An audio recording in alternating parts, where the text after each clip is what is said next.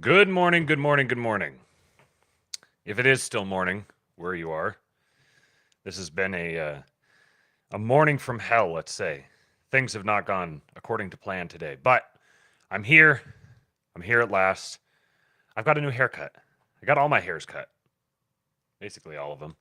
I wound up pretty close to the Nordic Viking kind of look. Wasn't necessarily trying to get that, but just needed something to make the hair more manageable.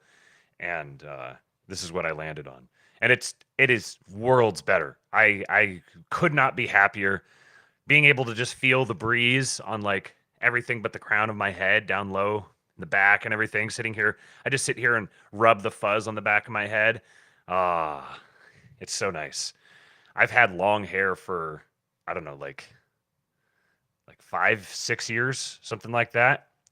And when they finally cut it off, I think it was like 16, 18 inches, somewhere in there.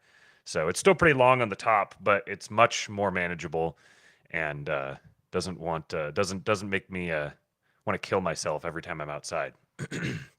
um, Good thing we got a self delete mention there in the first 3 minutes of the show. I'm sure YouTube will appreciate that. How's it going, guys? How was your weekend? How was your fourth?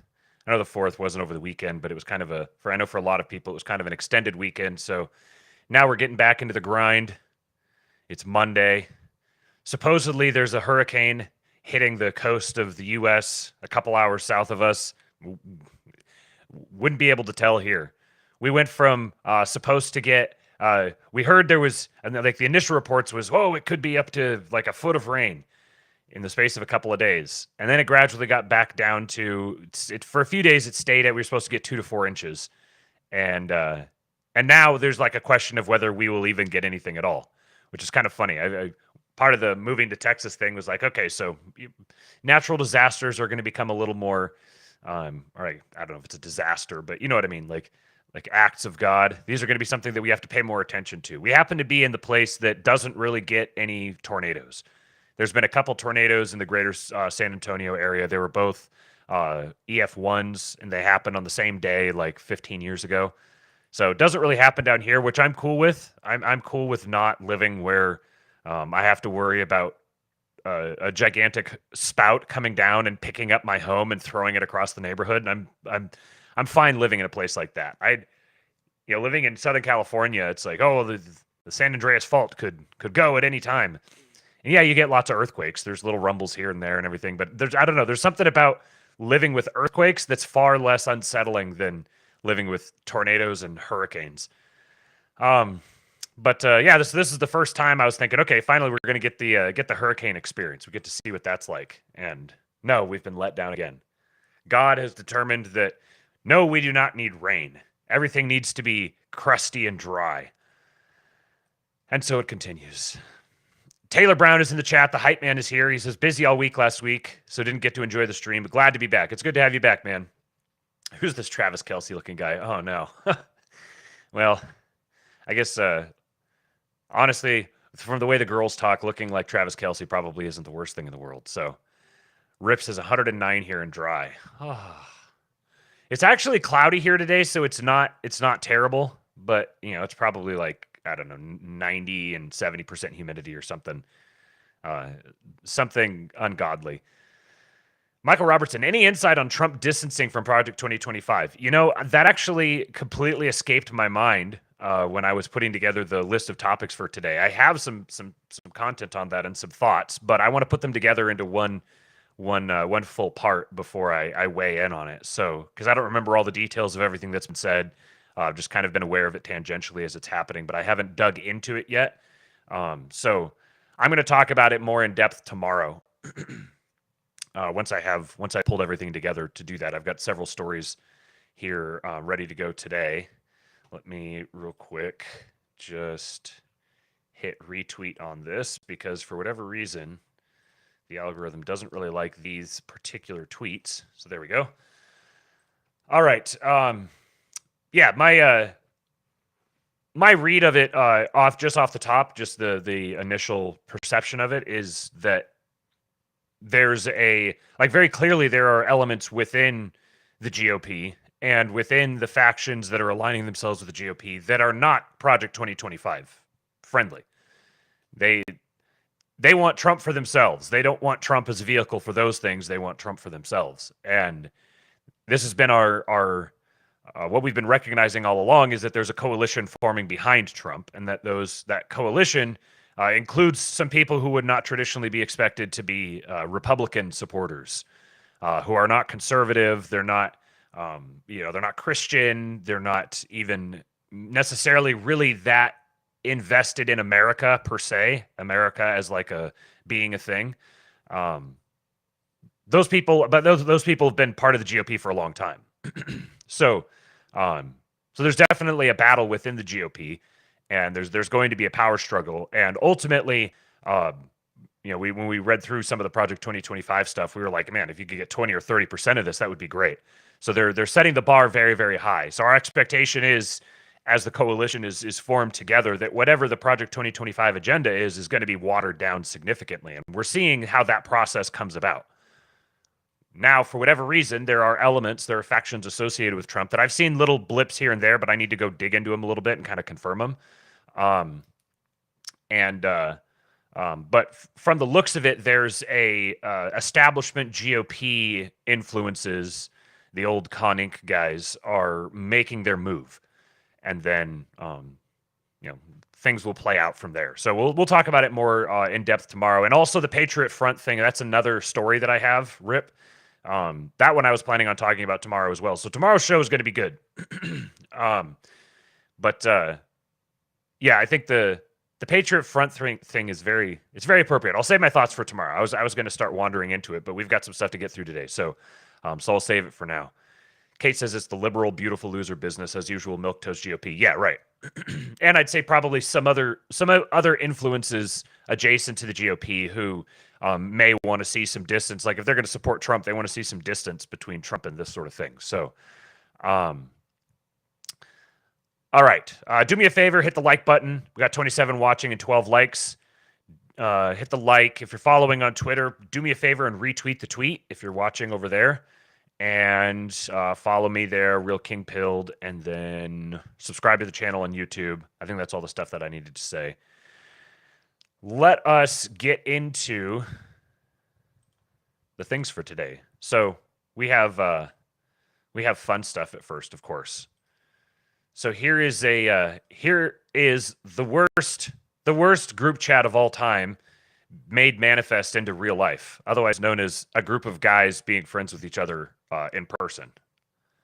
No, to this girl inviting you over because you didn't like tea? Yeah. But like, it doesn't matter if you don't like tea. Hang on. You just come over. You want to like get to know this I girl want better? to do something I want to do. But you want to get to know this girl better. Like you want to spend more time with her. Yeah. But you said no just because it's tea. Did you or did you not want to go back to your place and hang out? I knew I didn't want tea. Stop! Forget about the tea. No. She was not inviting you That's over for the tea. integral part. You caught on the The tea. story that Let you're not go of the tea. Oh, She was not inviting you God. over for tea.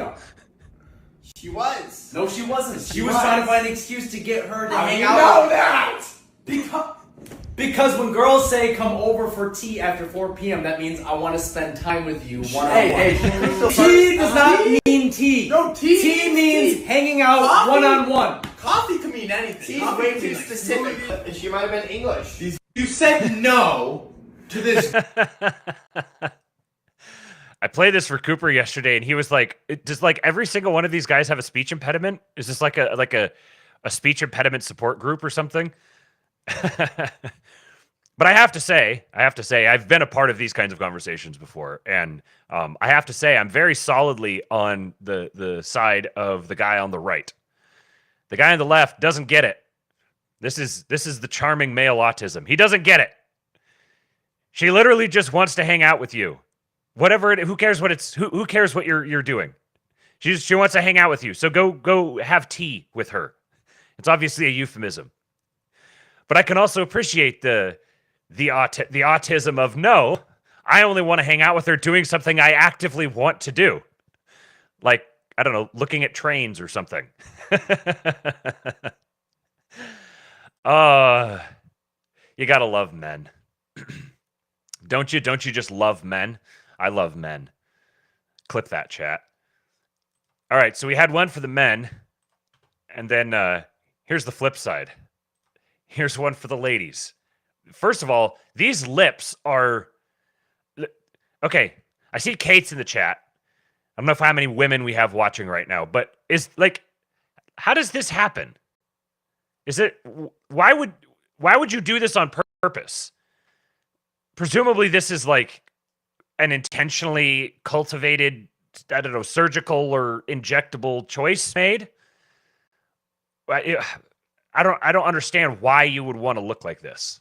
And I mean, is this strictly just the application of the lipstick? And there's like actually can't like the lipstick makes it look like her lips are shaped like this when they aren't. This is incredibly 1989 Jack Nicholson Joker Batman. Yeah. That's exactly what she looks like. Why did you want to look like this? Anyways. New York City. It's called the Husband Store. And you can go there and shop for a husband. There's 6 floors in this store. You can only visit each floor one time though. And each floor you go up, the value increases. You may choose any item from any particular floor, but you can go up a floor, but you cannot go back down. So there was a woman who went to the husband store to find herself a husband. On the first floor, the sign on the door read, "These men have jobs." That sounded good. These men have jobs. Floor 2 says, "These men have jobs and love kids." Floor number 3 said, "These men have jobs, love kids, and are extremely good looking." Wow, she thought, this is sounding pretty good, but I'm compelled to go on to the next floor. Well, she does go to the 4th floor, and the sign reads, "These men have jobs, love kids, are drop dead, good looking, and they help with the housework." Oh, mercy me, she said, I can hardly stand it. Still, she said, I've got to go on. She went to the 5th floor. "These men have jobs, love kids, are drop dead, gorgeous, help with the housework, and have a very strong romantic streak." But she couldn't stand it. She decided she had to just find out what was on floor number 6. Floor number 6 said, "You are visitor 31,456. To this floor, there are no men on this floor. This floor exists solely as proof that women are impossible to please."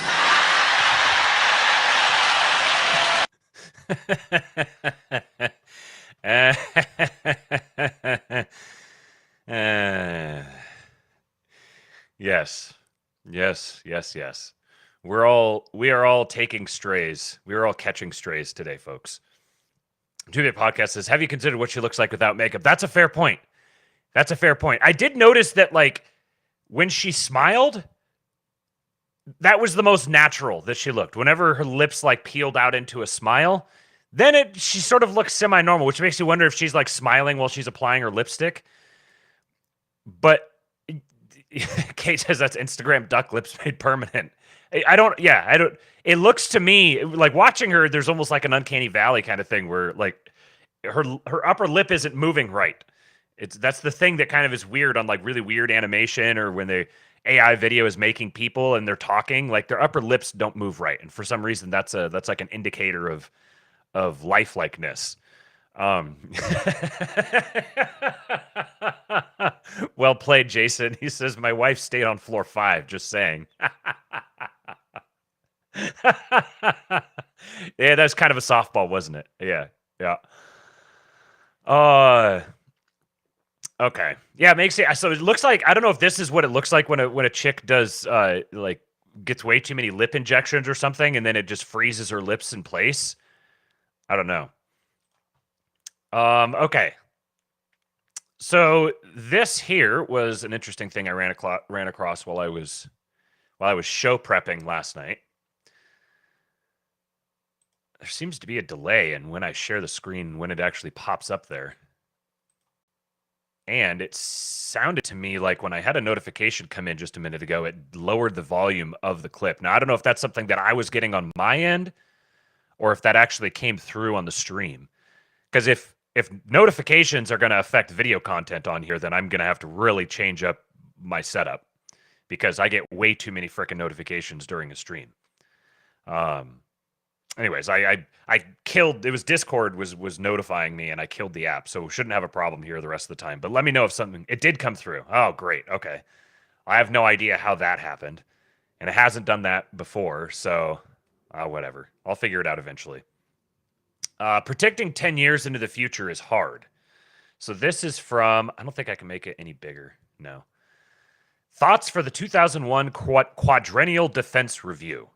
So 2001 Quadrennial Defense Review, written by Lynn Wells. This was certified as unclassified January 9, 2009. So these thoughts are, this is very interesting as we think about 10 years into the future from here. You look at decade by decade how things change and how the perspective altered throughout American history. It says, or world history. First one says, if you'd been a security policymaker in the world's greatest power in 1900, you would have been a Brit, looking warily at your age-old enemy, France. By 1910, you would be allied with France, and your enemy would be Germany. By 1920, World War I would have been fought and won, and you'd be engaged in a naval arms race with your erstwhile allies, the US and Japan. By 1930, naval arms limitation treaties were in effect, the Great Depression was underway, and the defense planning standard said no war for 10 years. An interesting timeline from 1930. No war for 10 years, huh? 9 years later, World War II had begun. So in each of these cases, at each of these decade intervals, the things he's highlighting are that one decade you believed this, and the next decade you believed literally the exact opposite, or you were working toward literally the exact opposite. By 1950, Britain no longer was the world's greatest power. The atomic age had dawned, and a police action was underway in Korea. 10 years later, the political focus was on the missile gap. The strategic paradigm was shifting from massive retaliation to flexible response, and few people had heard of Vietnam. By 1970, the peak of our involvement in Vietnam had come and gone. So 1960, few people had heard of Vietnam. 1970, the Vietnam War has largely been fought and is in the past. We're beginning détente with the Soviets, and we're anointing the Shah as our protege in the Gulf region. By 1980, the Soviets were in Afghanistan, Iran was in the throes of revolution, there was talk of our hollow forces and a window of vulnerability, and the US was the greatest creditor nation the world had ever seen. By 1990, the Soviet Union was within a year of dissolution. American forces in the desert were on the verge of showing they were anything but hollow. The US had become the greatest debtor nation the world had ever known, and almost no one had heard of the internet. 10 years later, Warsaw was the capital of a NATO nation. Asymmetric threats transcended geography, and the parallel revolutions of information, biotechnology, robotics, nanotechnology, and high-density energy sources foreshadowed changes almost beyond forecasting. All of which is to say that I'm not sure what 2010 will look like, but I'm sure that it will be very little like we expect, so we should plan accordingly. So imagine telling Lynn Wells in 2000 what 2010 was going to look like. So in 2000, this is before 9/11. It's before Facebook, before the iPhone, before the Great Recession, the housing collapse, supposed housing collapse. Yeah, so imagine telling the guy in 2000 what 2010 was going to be like. Then imagine telling the guy in 2010 what 2020 was going to be like. Take one, like imagine yourself in 2010, just kind of wandering through life. You know, it's like Great Recession is and it's deep in its throes, and let's see, you're headed toward, let's see, Obama's been there for 2 years. You're halfway through his term. So what you would be explaining to him is probably the trajectory of Trayvon Martin to Ferguson to the like Milo Ann Coulter university thing, to Jordan Peterson, to Trump, to Russiagate, to COVID. You would be describing that like that's what defined basically the 2010 to 2020 decade. And then in 2020, someone in the middle of COVID, imagine even describing to them 2024. Like that would be kind of, I remember very well, like deep into 2021 even, people thinking that the masks and the lockdowns and the most overt reaches into our privacy were permanent. It was going to be this way forever. Everyone had their utopian vision of how, the lines through the grocery store and only being open for certain hours. And incidentally, the whole like having senior citizens and pregnant moms show up for the first 2 hours, like have it be only available to them. I think that's a brilliant policy that absolutely should stay on and should be incorporated into like every retail business model. Let the people who are the slowest and need the most help and are they're going to be the most cumbersome. Let them go first. It's no fault of their own that they're more cumbersome. They just are. Let them go first. Dedicate the first few hours to just giving them the run of the space. Imagine what that would do for like violence against elderly people in public. So the most vulnerable and protected people would just be around themselves, or people in need of protection.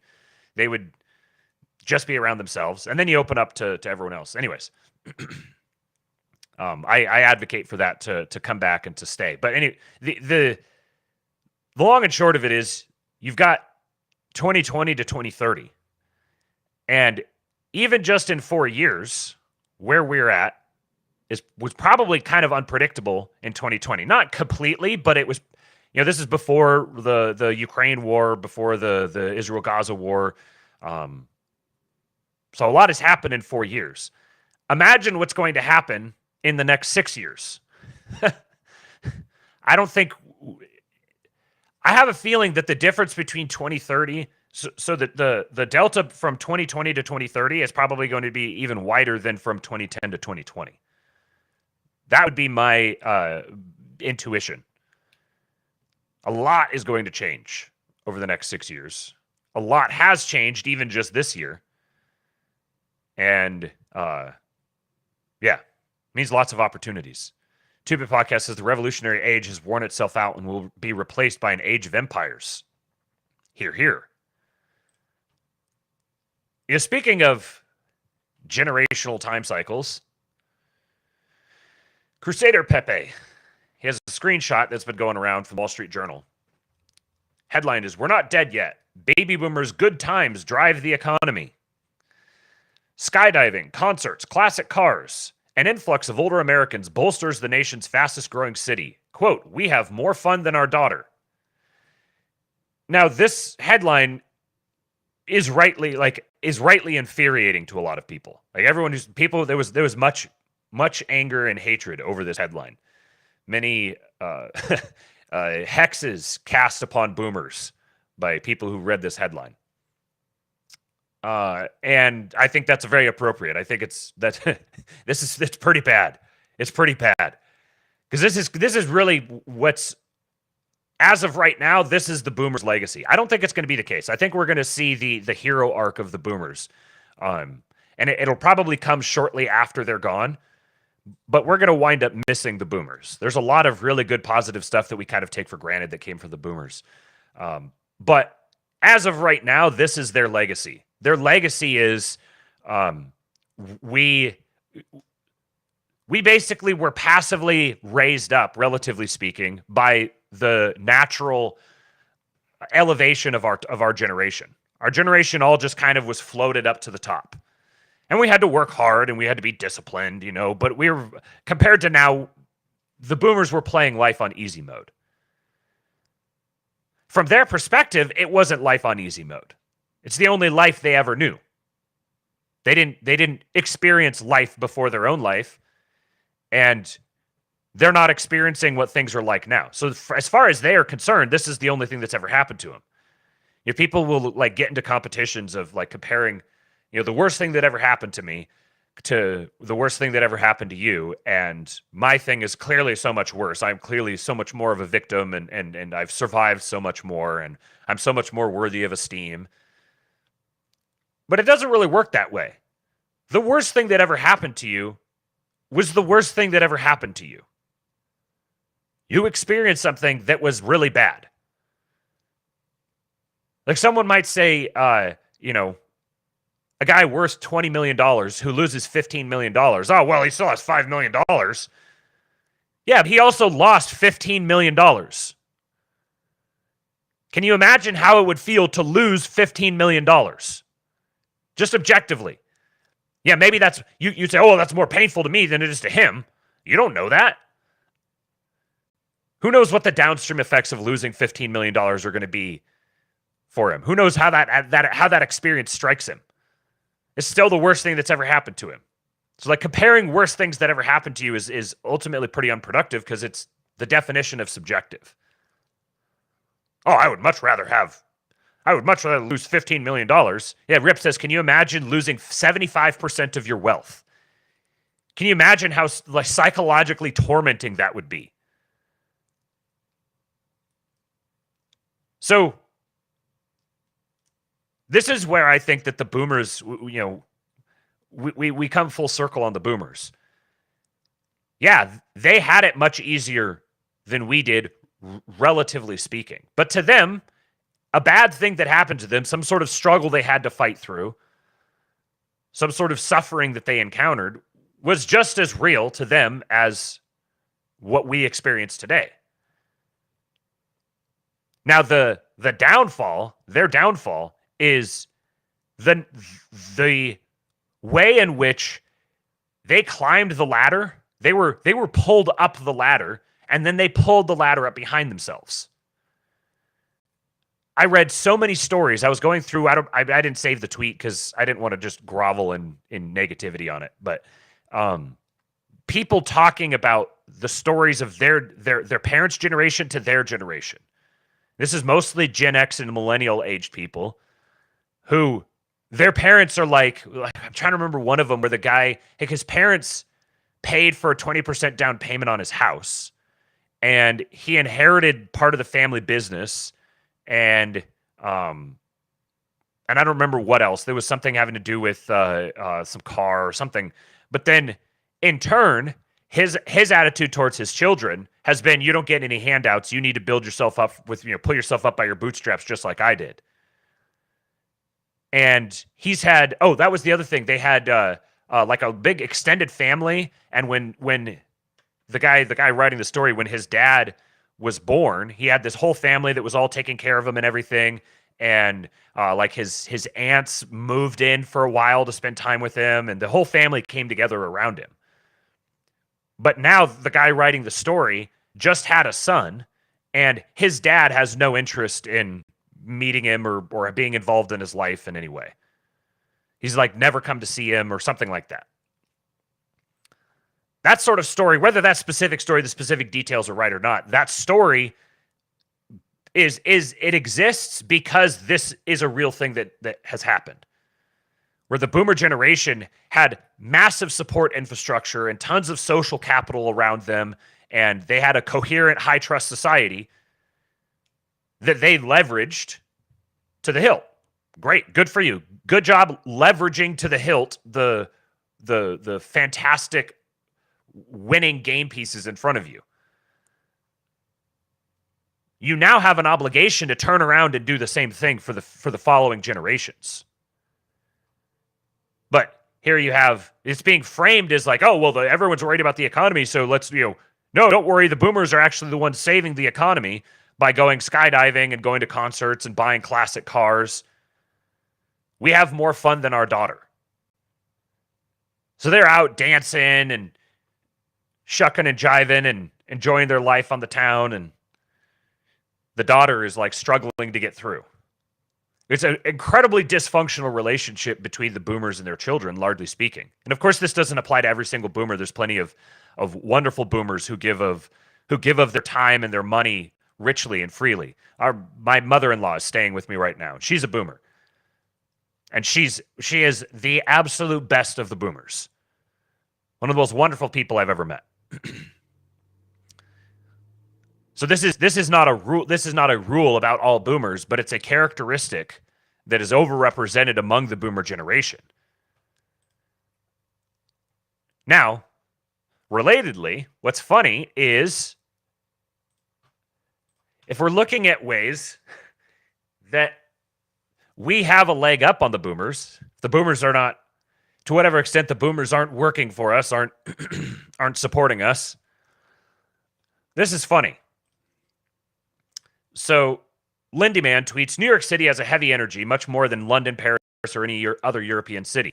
I can see how someone get engulfed by it completely and lose decades of their life here thinking only a few days pass by. So this is I'm making a leap here, but you'll follow me on this. So Positivity Moon replies and says, New York City has this intense, almost magnetic energy that can totally pull you in and consume you. It's like the city never sleeps, and its heartbeat is this relentless pounding rhythm you can feel in your bones. Compared to places like London or Paris, New York's energy is on another level. It's chaotic, vibrant, and unyielding. Walking through its streets, you feel the weight of all the dreams, ambitions, and struggles that have played out there. It's a city where time seems to move differently. Days blur into nights, weeks into months, and before you know it, years have slipped by. It's a place that can make you feel like you're in the center of the universe with everything happening all at once. I can totally see how someone could get lost in it, feeling like they're living in a perpetual state of just one more thing. There's always something more to chase, another opportunity around the corner, a new experience waiting to be had. It's exhilarating, but also exhausting. The hustle and bustle, the sheer density of life. It's easy to become so engrossed that you lose track of time and, in a way, yourself. You might move to the city with a 5-year plan and suddenly realize those 5 years turned into 10 without you even noticing. But that's the magic and the curse of New York. It's a place of endless possibilities, but those possibilities can sometimes lead you to lose sight of the simpler, slower moments. You get swept up in the current, and it's only when you take a step back that you realize how much time has passed. For some, that's the allure. For others, it's a warning. But either way, it's a testament to the city's unique and powerful pull. New York is a place where you can live a lifetime in what feels like a heartbeat, and that's both incredibly beautiful and deeply challenging. Positivity Moon from Manhattan, New York. So, there's something about this writing. It's not bad writing. It's got a good meter to it. It's got some nice creative imagery. It's basically it's well written. Like it's a 8 out of 10 in terms of the actual syntax. But it's very, very obviously written by AI. And I don't know why that is. There's something about AI has an accent that stands out. Lindy Man pointed it out. He said, it's amazing how obvious spotting AI writing is now. Andrew says, non-value adding metaphors, similes, and analogies are a big indicator. This guy says, don't actually think this is AI. New York is a place where you can live a lifetime in what feels like a heartbeat, and that's both incredibly beautiful and deeply challenging. Feels too amateurish. No, I've seen a number of different AI things that frame things in exactly this way.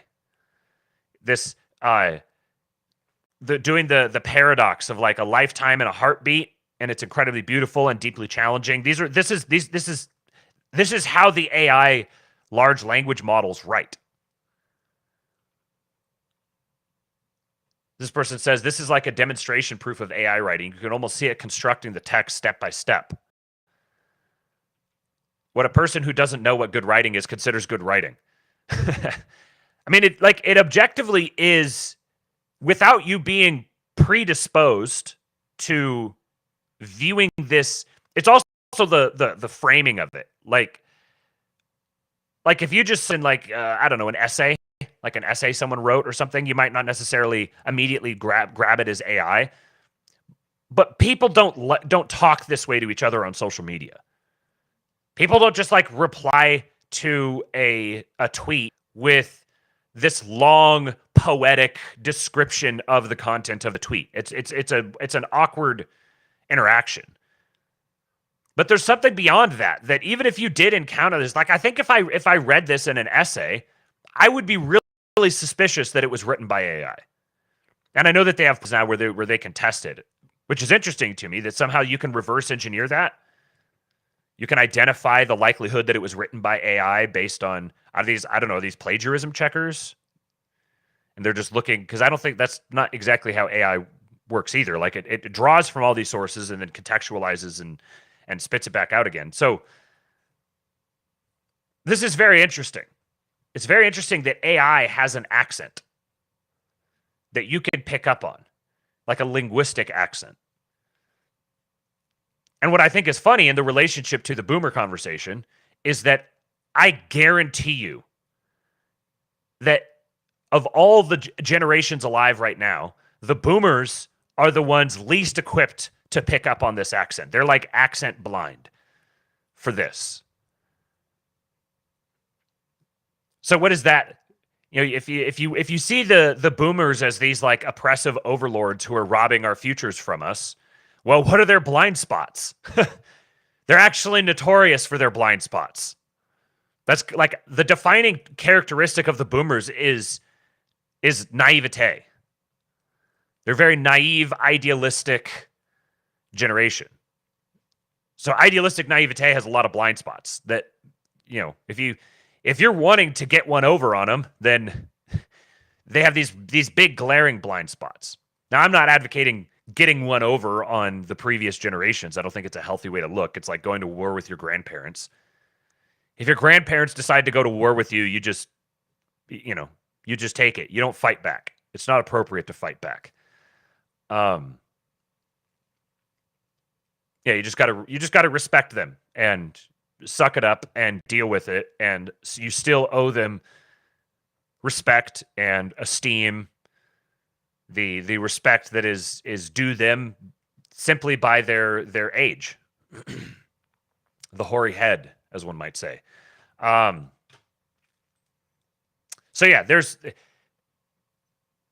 an extent to which I'm very sympathetic with the boomers, the hostility toward the boomers. I can understand that. I can appreciate it. At the same time, like, given the fact that, you know, the boomer generation is like the one that gets scammed, like everything is like, oh, they get scammed by the people telling them that their Facebook account is going to become public domain or whatever, or, you know, getting scammed by the Nigerian prince. Or what was the one I saw a video of the other day? Some lady who was like on the phone with a guy, and she's at the gas station, and she was trying to deposit money at the ATM or take money out or something. And a guy came over and was like, no. A cop came and he took the phone away, and he was like, no. And he started going after the guy. Of course, it's some Pajit guy. But this is like, the boomers are notorious for their big blind spots.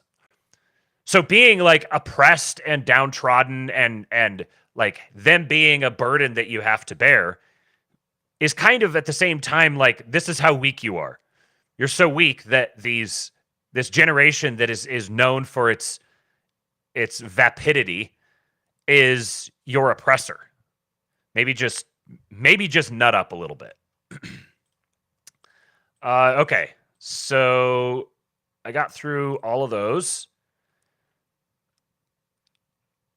So here is an interesting thing. Let me make sure I start with the right deal here. So this is some emails, internal tech emails that have been released, I guess, as part of a court case.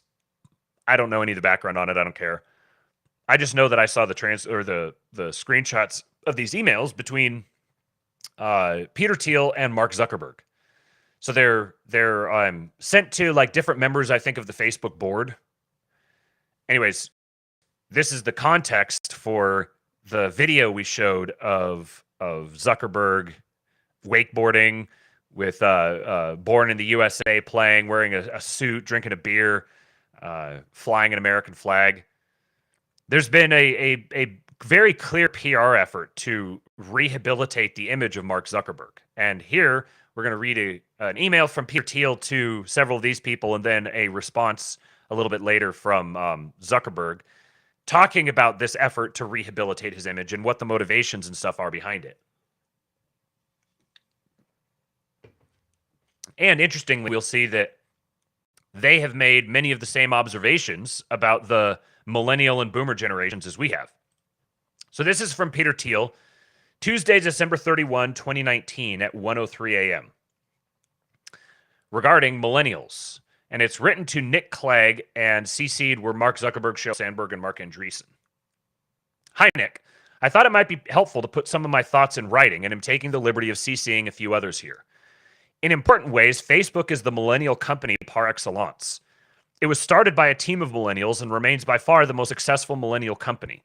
As measured by market capitalization, the next closest ones are Stripe and Airbnb, which at $35 billion and $30 billion respectively are each barely 5% the size of Facebook. The product was initially used by millennial college students and became an important way in which the generational experience of millennials differed radically from that of older people. And even today, millennials remain our most active users. That I find surprising. I bet you that's not the case now. Between 2019 and now, I'll bet you that the millennials being the most active users, I would guess it's probably boomers now. Maybe not. I don't know. As a result of this history and success, there is a certain sense in which Mark Zuckerberg has been cast as the spokesman for the millennial generation. As the single person who gives voice to the hopes and fears and the unique experiences of this generation, at least in the USA. Some examples.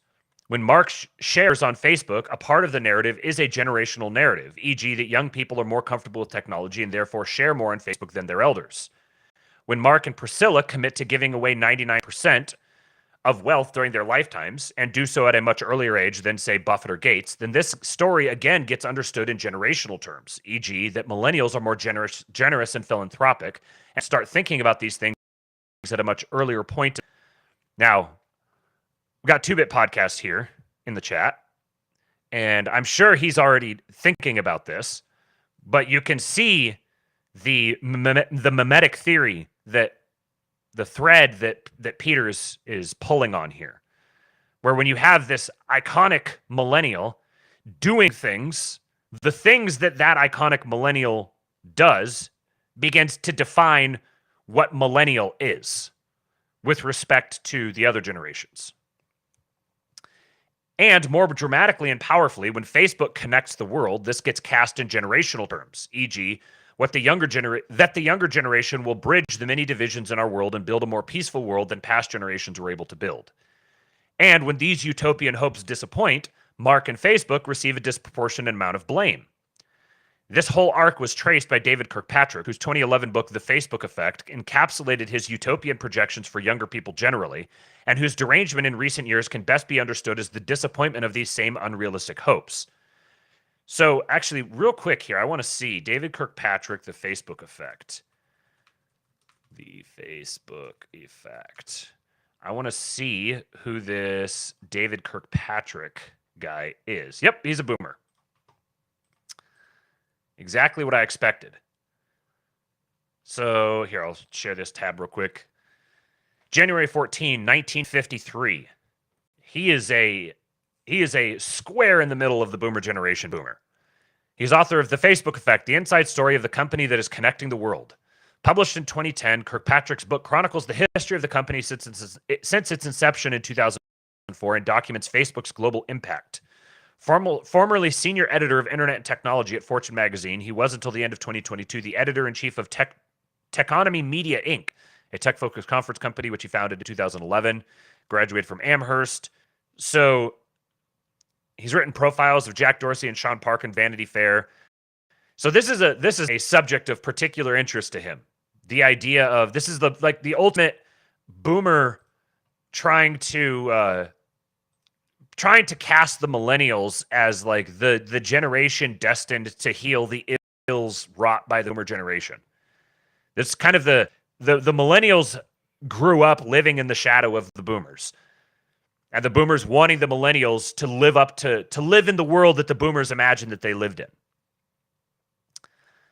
So this is like the ultimate example of this. The boomer who writes a book about how the millennials are saving the world, and then a decade later, everyone is super bummed out because it's very obvious that this was completely pie in the sky.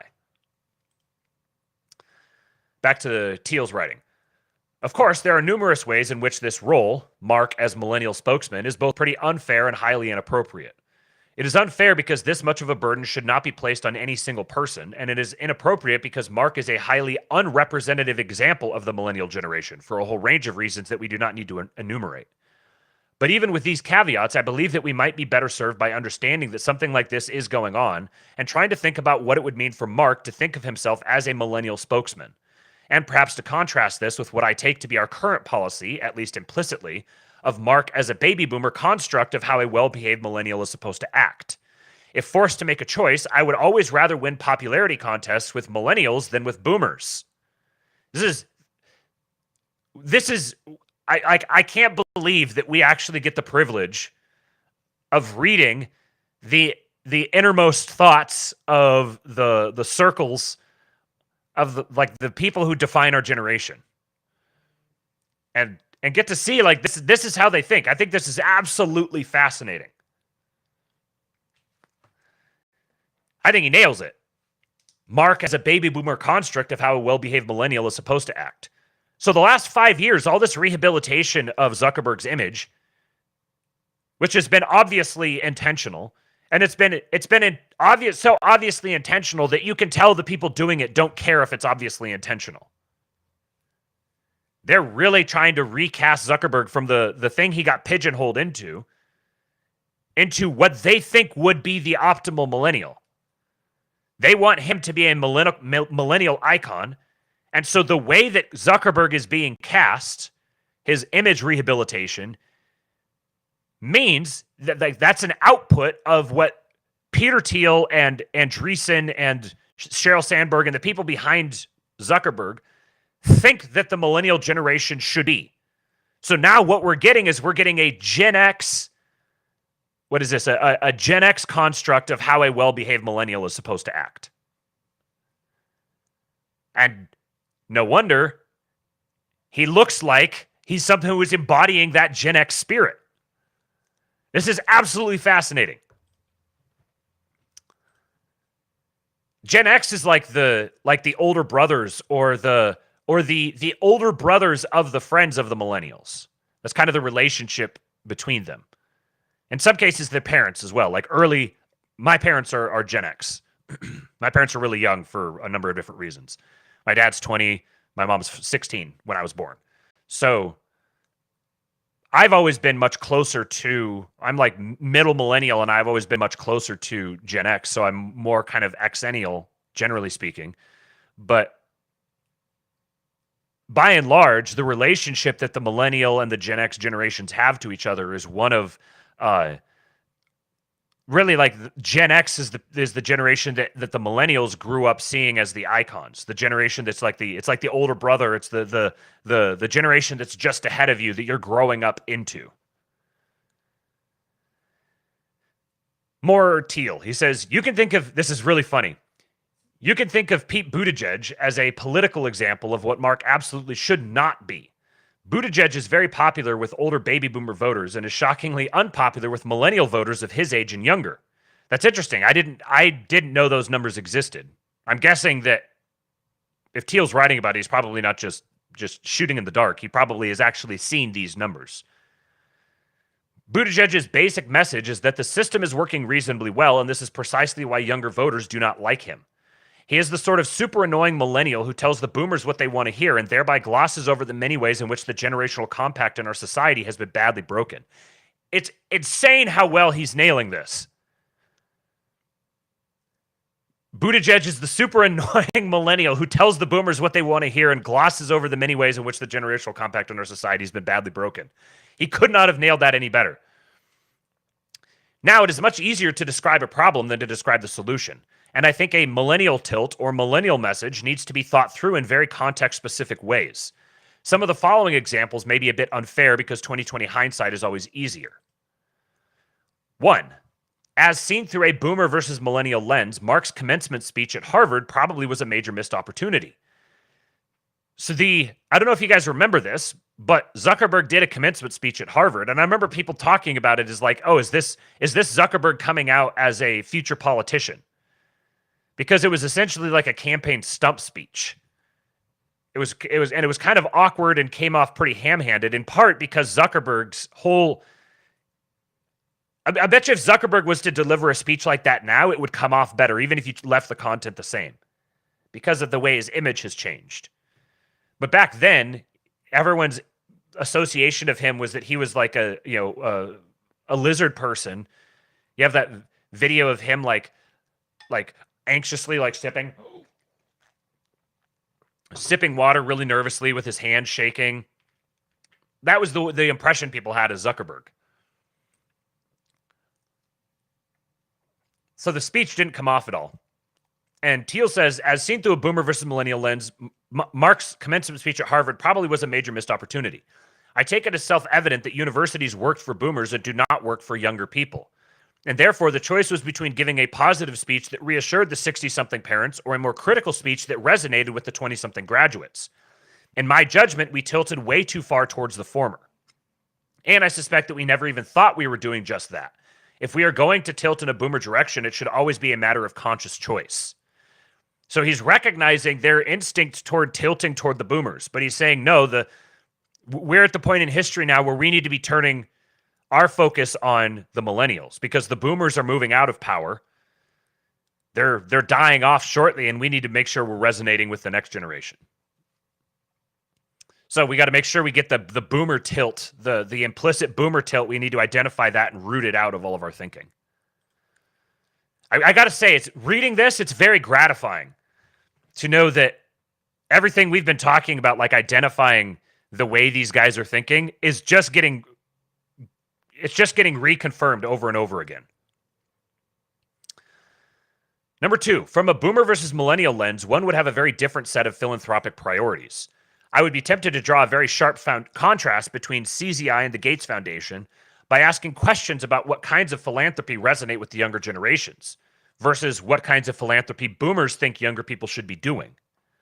As it is, CZI strikes me as a Me Too version of the Gates Foundation, which is problematic for the various reasons Mark and I discussed with Mark and Priscilla. This is Mark Andreessen, and I discussed with Mark Zuckerberg and Priscilla in Kauai. CZI, what is... I recognize that, but I don't remember what it is. Okay, the Chan Zuckerberg Initiative, yeah.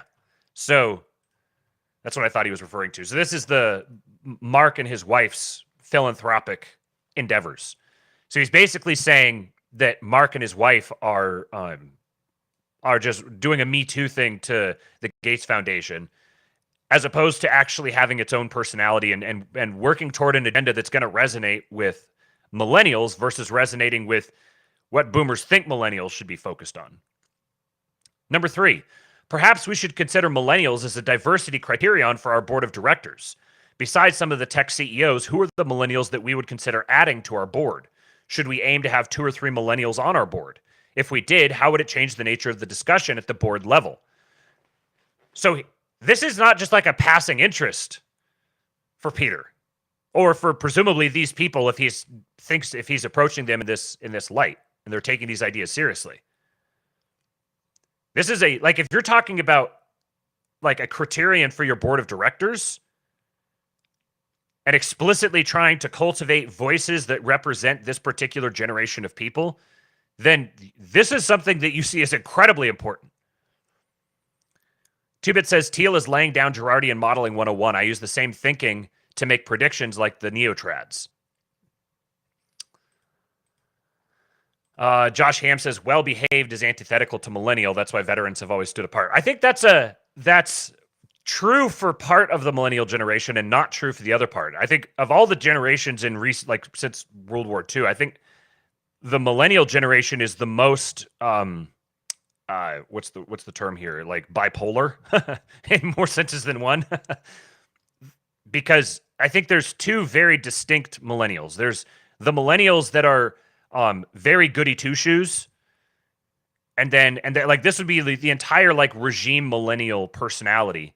They're all extreme goody two shoes. They're all the teacher's pet personality, but they imagine themselves as being the rebel, the super rebel. So they're like the re-embodiment of boomers who imagine themselves as Gen X because they look up to Gen X. It was like the older kids, the cool kids, but they're not Gen X.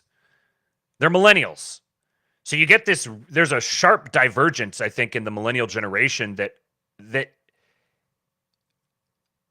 I'm actually rethinking something in real time here. This isn't that the millennials are anomalous in the sense that they're the most bipolar. It's that they're the first time that bipolar split really manifested itself. Because the Zoomers, I think, are even more bipolar. And I think that the alphas are, my suspicion would be the alphas are going to be less bipolar. The alpha generation is going to be a much more unified generation. But we're going through like our schizophrenic phase in generational terms. And it's starting with millennials and Zoomers. And you could see the roots of it in Gen X as well.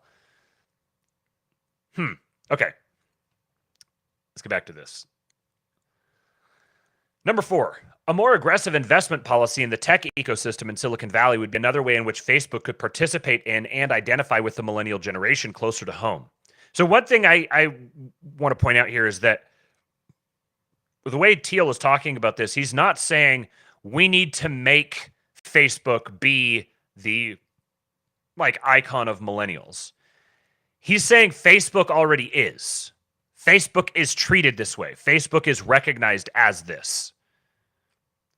So we need to lean into that. Instead of he's not saying we need to create this personality. He's saying we need to maximize on this personality that already exists, that he recognizes because he understands Girardian mimetic modeling. Because again, Peter Thiel was the only PhD student of Rene Girard, which is interesting in both directions, that Peter would want to be that and that Girard would want him to be that. Kate says Mark's wife also needs to stop donating to far-left causes, including regime fronts like the Gates Foundation, to start courting favors from millennials, especially those that inhibit our future. Right, yeah. I haven't actually...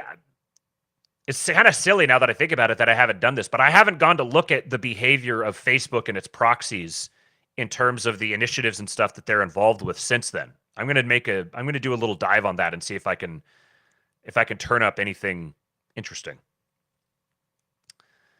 So a more aggressive investment policy in the tech ecosystem in Silicon Valley would be another way in which Facebook could participate in and identify with the millennial generation closer to home. So basically, the millennial archetypal company could be more representative of millennials. By contrast, the decision to spend money in buying back shares from our baby boomer shareholders or the baby boomer money managers invested in Facebook stock is perhaps the more conventionally boomer tilt on what one should do with Facebook's positive cash flows. This is so interesting. He's identifying that Facebook as an entity has a generational personality. And if it wants to be more successful and more influential within its generation, it needs to act like its generation. It needs to act in the ways that its generation is going to value. Its generation is not going to value acting like a boomer company, doing the things that make boomers happy, that make boomers wealthier. It needs to do the things that are going to make the millennial generation wealthier and happier and make them feel represented. And he's identifying that this hasn't happened for the millennial generation. They're not getting true representatives of their generation. Everything is being populated and corrupted by the previous generations. And we're coming online on this late. The oldest millennials are in their 40s. The millennials are no longer the kids on the block, and they're not even like the next generation is starting to move out of... The Zoomers are almost no longer the kids on the block. The Alphas are starting to come into their own. Like a high schooler today is going to be... maybe late high school is still going to be Zoomer, but early high school now is Alphas. So over the next... Alphas are going to be voting by 2028.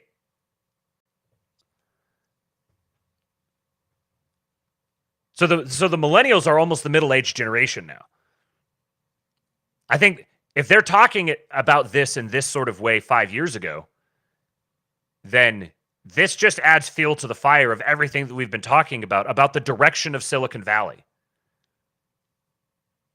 Peter Thiel is like the ultimate mimetic model of Silicon Valley. Whether they want to or not, virtually everybody there is modeling him. Even the ones who hate him or are opposed to him and are anti-Thiel, they're just modeling him in a negative way. So if he's thinking about this way, and he's encouraging these other wealthy, influential investors and venture capitalists and CEOs to think and act this way, then you're going to continue to see this sort of thing. It's going to have a ripple effect throughout all of the whole tech ecosystem. And this is what we've been seeing happening over the last 4 years.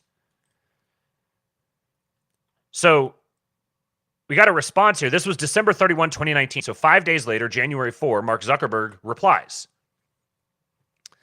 He says, Peter, thanks for writing this all out and helping us articulate this. Nick and others, for more background, Peter and I have had a number of conversations about what we expect the world to look like in 2030 so we can plan and position our future work accordingly. One theme we've discussed is that many important institutions in our society, for example, education, healthcare, housing, efforts to combat climate change, are still run primarily by boomers in ways that transfer a lot of value from younger generations to boomers themselves. Our macro prediction for the next decade is that we expect this dynamic to shift very rapidly as more millennials and Gen Zers can now vote and as the boomer generation starts to shrink. By the end of this decade, we expect more of these institutions to be run by and for the benefit of millennials and younger generations. Now remember, they're writing this before COVID. So this is like the between Russiagate and COVID that they're writing this. There was right on the very fringes of the internet, people were starting to talk about COVID by January of 2020, but it was really not for another month that really, the world dramatically changed over the next month or two after they wrote this. So this is the frame of mind as they're entering the 2020s. This is the frame of mind that they're in. They're thinking, okay, by 2030, what are the trends that are going to take place? And they're talking about the exact things that we started talking about when we started covering the PayPal mafia 4 or 5 months ago, whatever it was.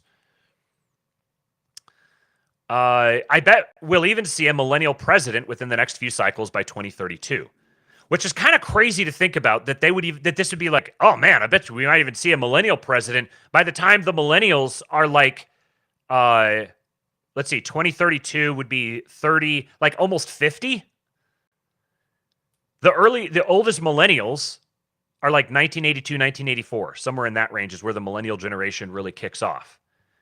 So he's saying that like by the time the millennials are 50, we might even see a millennial president. This is just how far behind the millennial generation is. This outlook for the future puts our current tone and positioning in stark contrast and has convinced me that we should shift the center of gravity on our messaging to be more focused on millennials. From a policy perspective, even if boomers are still defining the policies right now, we should make sure we're setting ourselves up to win the debates over the next 5+ years and not just today. We want to be on the side of the future, so this still feels relevant. From a marketing and comms perspective, this discussion also helps answer a question I've struggled with for some time. Who is our core demographic? In trying to build a service for everyone, it often feels like we're not focused on anyone in particular. But because our service is built primarily by millennials, there's been a clear evolution. Whereas our employees and I age and have kids, for example, our products evolve and get better for people in their 30s with kids. If we embrace that we are a company that is playing a disproportionate role in defining the experience of this generation as we grow and evolve, that could also be clarifying in terms of how we talk and who we're talking to. Beyond how we talk, there's also a question of which issues we focus on and try to provide solutions for. For example, we work a lot on housing, but perhaps there are more specific things we could do to make housing more affordable with an emphasis on younger people who don't have large families yet. Or given that so many people graduate college today burdened with crazy amounts of debt, perhaps we should have a larger program for hiring people who didn't go to college to help show that's a reasonable path as well. And I think it's funny to read them talking about these things in a way. It's weird. It's both kind of profound to see them talking and thinking about things in these terms. But at the same time, it's also kind of like, it's kind of mundane.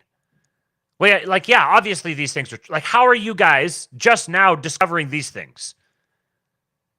How are you like decades into your careers interfacing with you're running companies that are larger than most national governments, and you're just now starting to grapple with some of these ideas? I think that shoots a big hole in the notion that these elites are these big scheming Machiavellians. We're seeing them doing their Machiavellian scheming right now. And it's pretty anodyne. It's just kind of like, hey, we should actually think about our influence on our generation and what sort of things that make sure that our messaging is actually connecting with the people that we want it to connect with. These aren't like 4D chess masters. They're just like dealing with the things that are in front of them and like, hey, maybe these things maybe we ought to connect things this way instead of that way. He says, beyond how we talk, there's also a question of which issues we focus on and try to provide solutions for. For example, we work a lot on housing, but perhaps there are specific things we could do to make housing more affordable with an emphasis on younger people who don't have large families yet. Oh, I actually read this part. He said, finally, I think there's also some distinction between me and the company here. While our company has a special role in the lives of this generation, this is likely particularly important for how I show up because I am the most well-known person of my generation. Now, a lot of people really took issue with this, but in 2019, if you sat someone down and said, put together a list of the most well-known millennials, how many names would you put on there before you put Mark Zuckerberg? I think the only other people who I think would have a clear edge on that would probably be LeBron James and Taylor Swift. And Taylor Swift is way more popular now than she was 5 years ago. So I think this is it's actually, I think, pretty honest of him that he just kind of recognizes this about himself. I would want to be the most well-known person of my generation. That wouldn't be a point of pride for me. I don't know anybody who would see that as a point of pride, really. I think anybody would see that as a burden.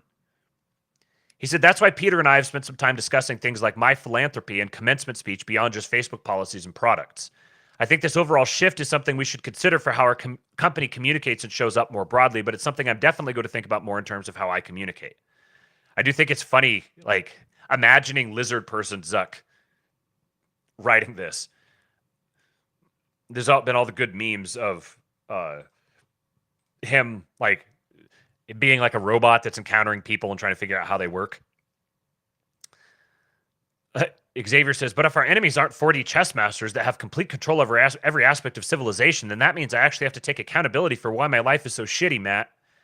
Damn straight. Let me catch up on some of your comments here. Let's see. Taylor Brown says, can't confirm as a Zoomer.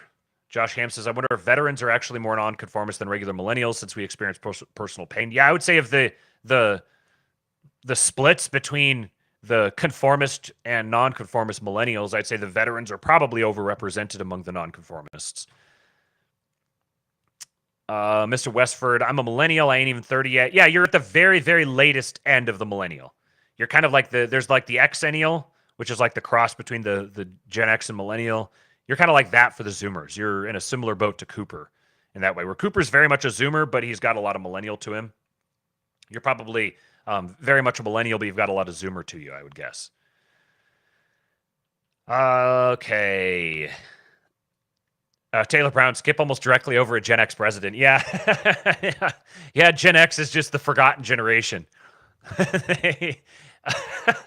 This is one of the best jokes that I've seen on the internet. Best pieces of performance art. Jay Burden. He was on his kick where he was posting boomer Cole constantly. And then he went directly to posting millennial Cole.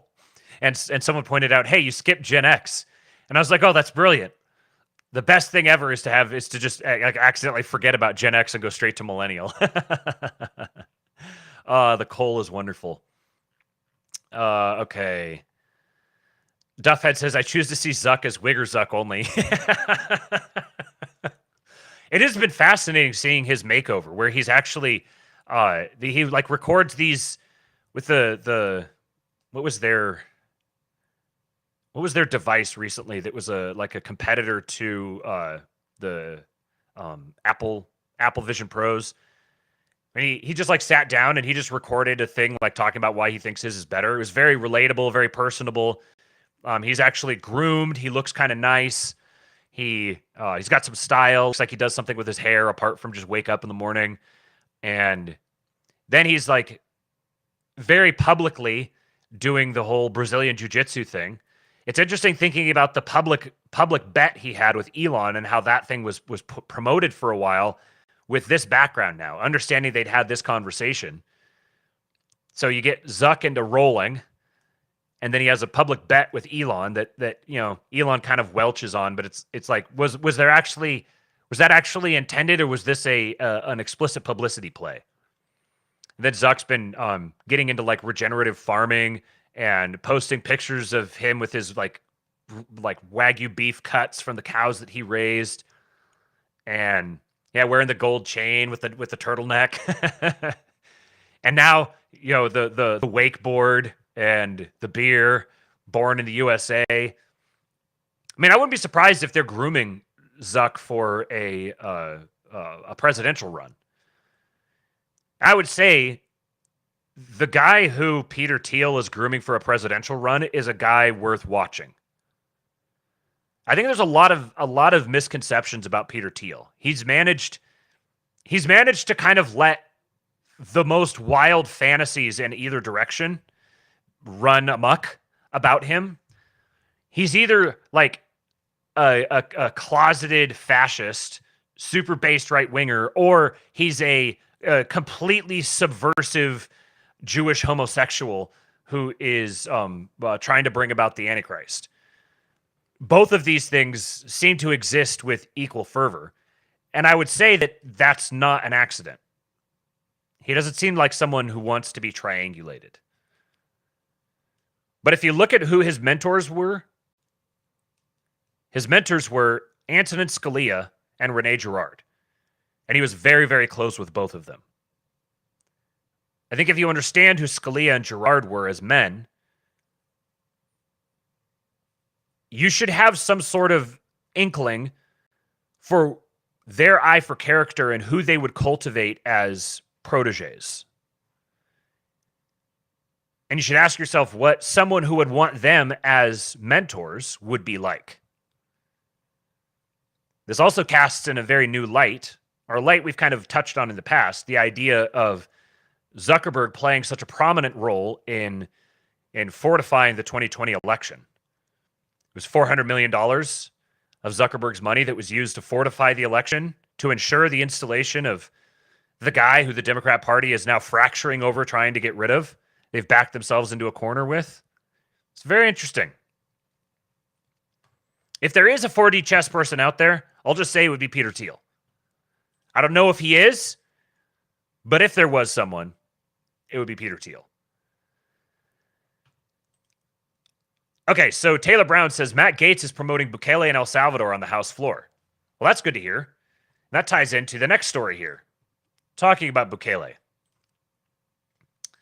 So, Paul Graham, someone called him Polly Cracker in my mentions, and I was laughing about that for half an hour. So you've got this image here. Let me find the actual image real quick.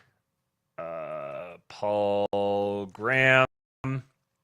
Actually, no. We'll find Bukele's tweet. Bukele. Oh, here's the thing with Gates says, I rise representatives for the creation of the Congressional El Salvador Caucus, for which I will serve as chairman, and for which I have appointed Rep. Gonzalez to serve as the bipartisan co-chairman. President Nayib Bukele has converted El Salvador from the murder capital of the world into a reliable and stable partner for peace and security for the United States. The El Salvador Caucus will exist to nurture and advance the U.S.-El Salvador relationship and to vindicate the strong reforms that President Bukele has put into effect. Through the inspiration of El Salvador's astonishing transformation, the great American rejuvenation can become a reality as well.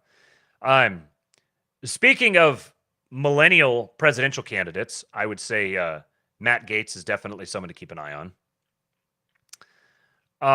So here's the tweet in question. So here's the image.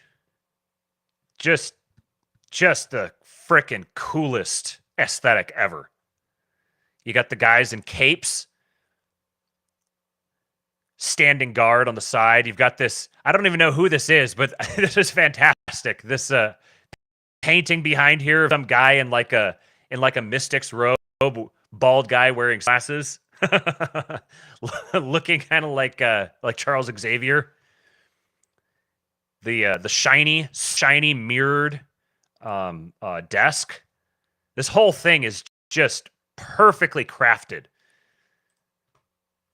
Paul Graham, he freaks out. This looks like a shot from a dystopian movie. The symmetry, the shininess, the flags that look like cones, the guards with capes, everything says Dictator. Now, this is a very odd observation, first of all.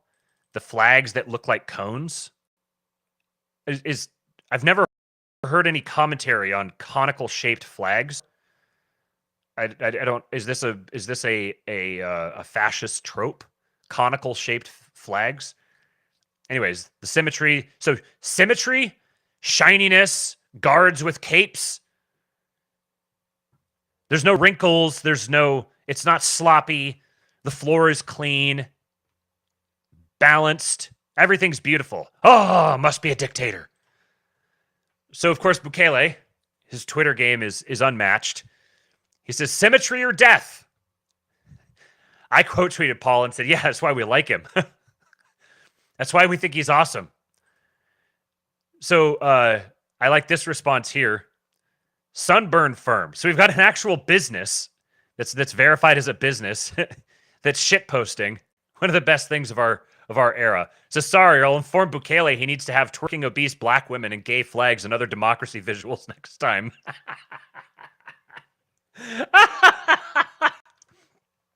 Come on, guys. You could be starting companies called Sunburn Firm and then be dunking on shitlibs on Twitter. I'm going to go find Sunburn Firm just for this. Enterprise software, direct response, and tax law.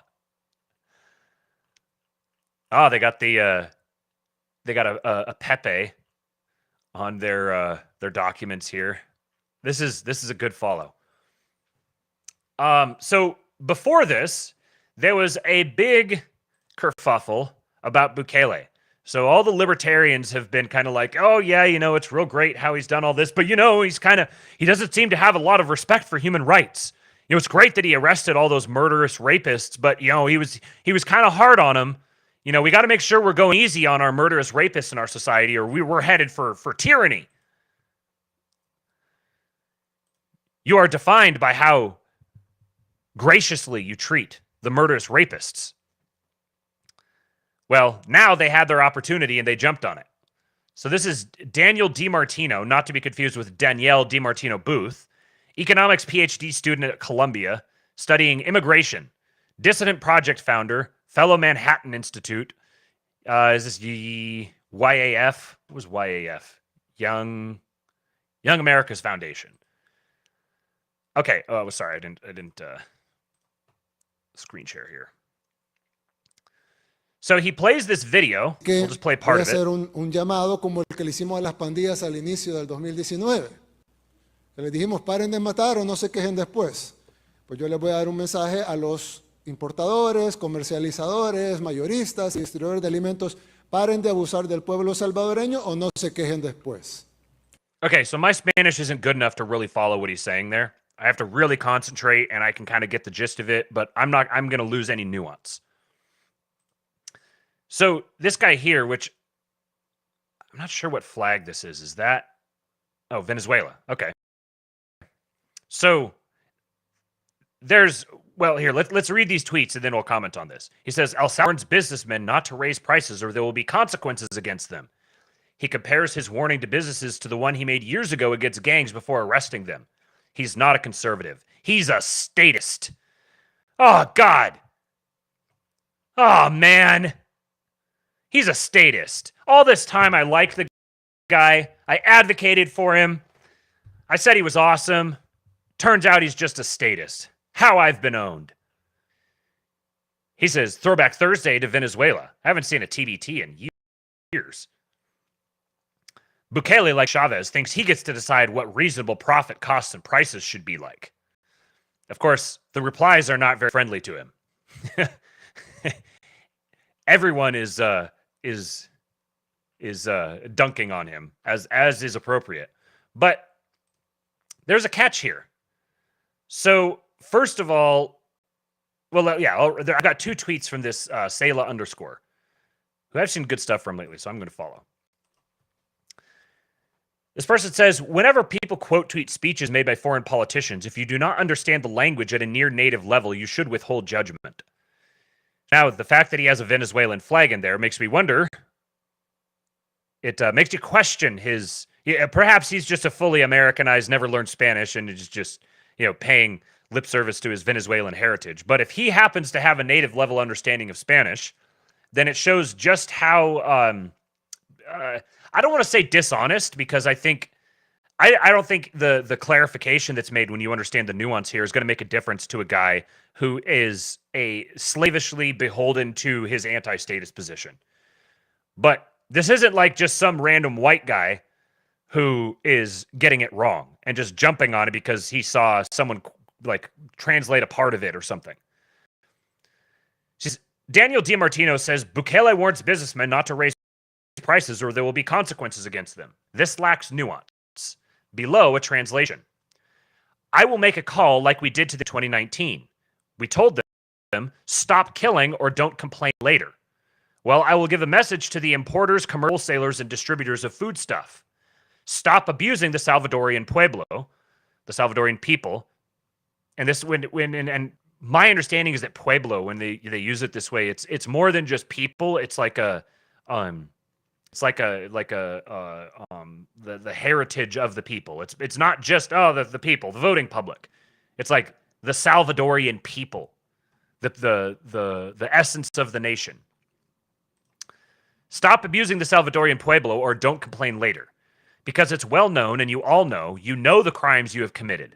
It will not be a fine for the increase in foodstuffs we're going to apply. You're going to get more than just a fine. This isn't just a we're gonna make you pay us a bribe to be able to keep doing what you're doing. It's going to be more than a fine. We know what you're doing.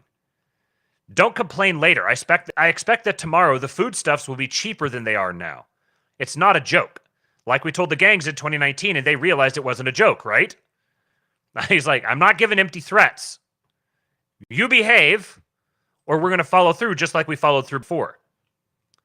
So, importers, commercialists, wholesalers, and distributors of foodstuffs, stop abusing us. There are increases that are justified, of course. It increases 10%, it increases 10%. But that due to a rumor it will double, that's abusive. And you know the crimes you have committed in the past years. We were occupied with the gangs for the past years, but now we have time. Stop abusing. I expect prices tomorrow or we will have problems. Now back to the person tweeting. Says, I don't particularly like this rhetoric from Bukele, but I think prices reflect realities in markets, and usually supply-side measures are significantly better than demand-side measures. That said, Daniel's paraphrasing is somewhere between mistaken and malicious. And I would say I'd lean more toward malicious. There's a significant difference between not to raise prices and not to double prices based off of rumors. He typically says a 10% increase day over day is okay. Beyond that, it was always obvious to spectators that Bukele is more centrist authoritarian than American conservative authoritarian. He follows a different political tradition. He praises God openly. He pushes education to a higher degree, etc.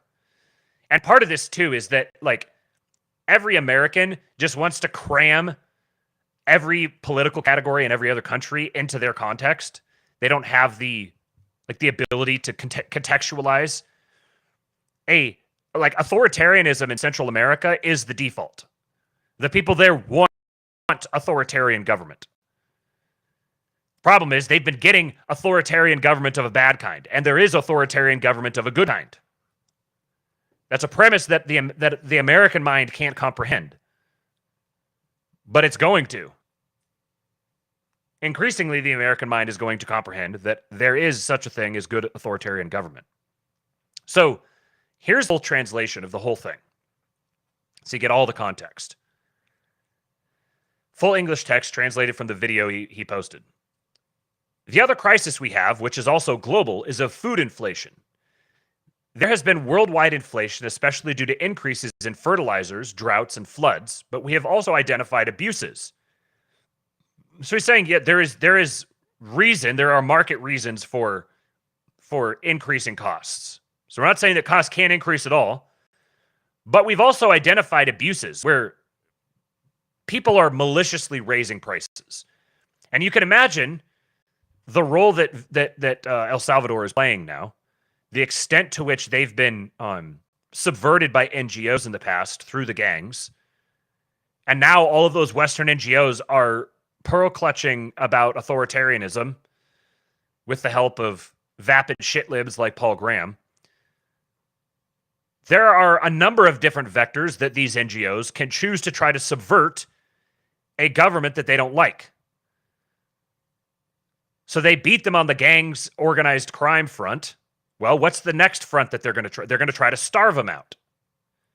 Something's Some things about warfare change, some things don't.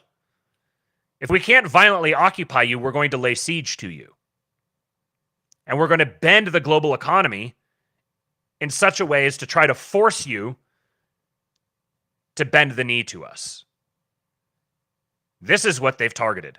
So the first thing his first term was about restructuring the government to be populated by people who are not beholden to Western NGOs, by and large, and eliminating the problem of violent crime.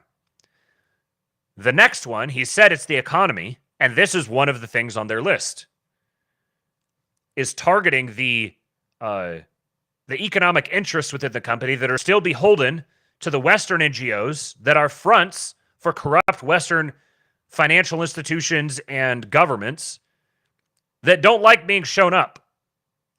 They understand the power of what's happening in El Salvador.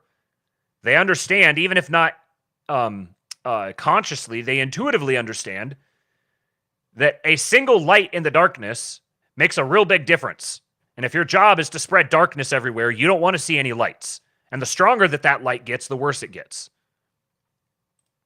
Back to Bukele, he says, and while it is true that in some of these abuses, the only recourse is administrative sanctions, I want to remind the importers, commercialists, wholesalers, and distributors of foodstuffs that are abusing with confidence that there are no criminal sanctions for abusing the people. I want to remind them that it is known that they have evaded taxes, bribed, passed goods as contraband through blind spots, and bribed customs officials, made false claims. And these are criminal offenses. So we're not just going to fine you. We're not just going to slap you on the wrist. We're calling out all of the institutionalized corruption you guys are trafficking in, and we're identifying this openly as criminal. You guys have a chance. You can cease the criminal behavior, and you will not be charged as criminals.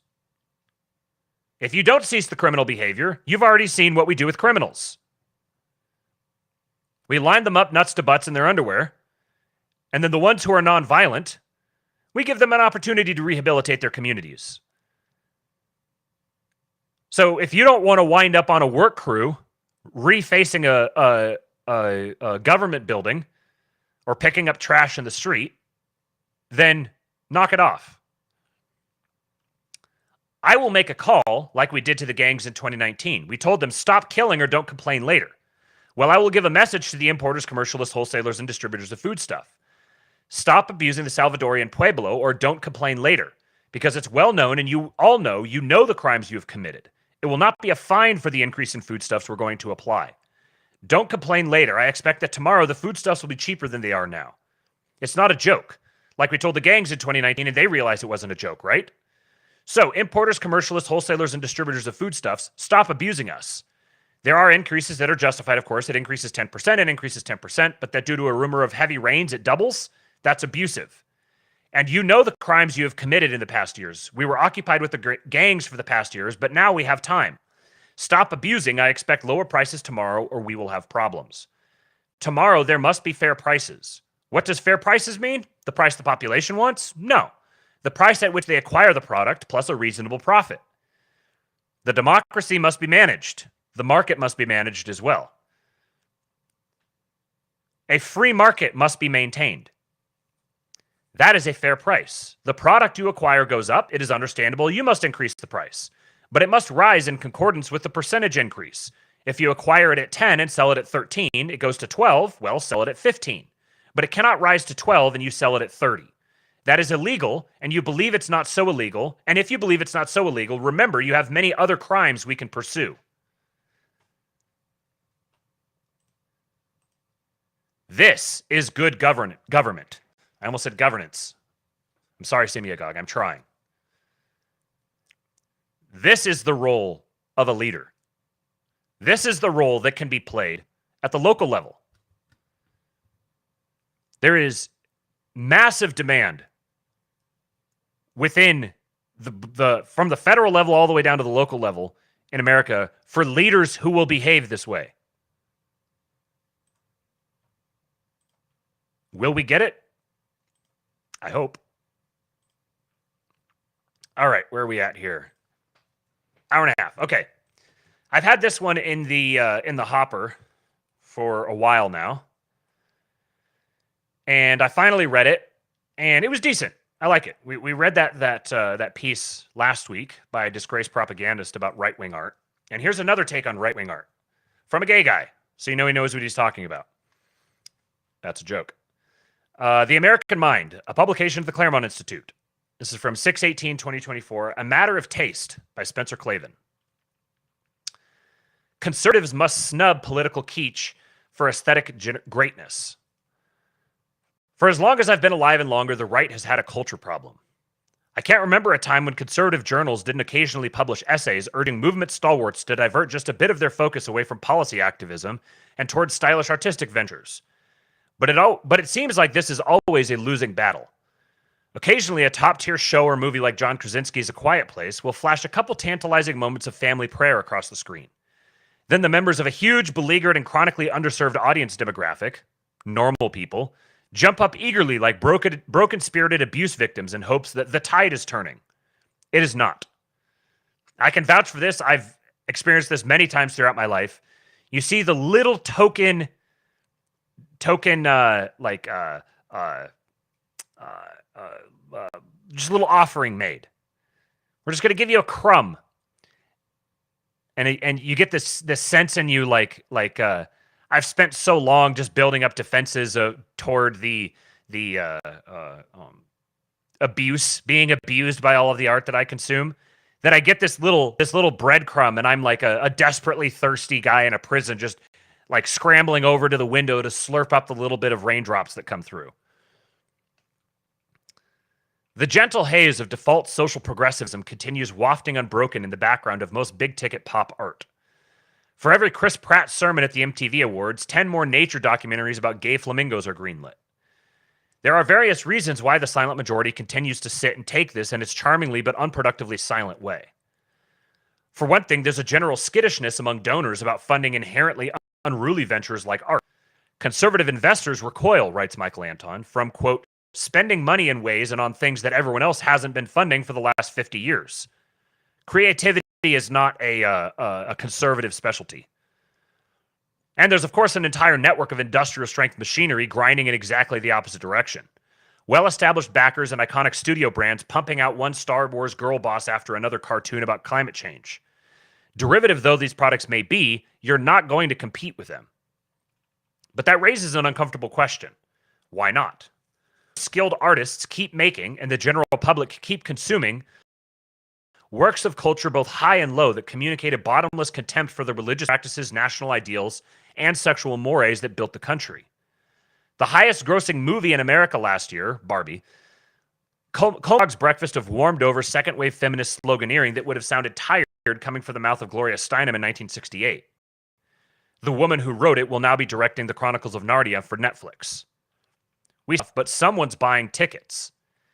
And though politically motivated financial interests are certainly tipping the scales, it would be pure cope to imagine that even George Soros himself could funnel 24/7 agitprop into the eyes and ears of completely unwilling audiences if it genuinely had no artistic appeal of any kind. There must be reasons, beside cunning Gramsci-esque countermaneuvering, why efforts to launch a conservative artistic movement so often droop their way unto death. Well, I would say the first thing you need to do is just drop the conservative. Anyways. There must be reasons why right-wing alternatives to mainstream culture still often feel like consolation prizes. I can't help but suspect that what we have here is a problem of taste. Hashtag be better.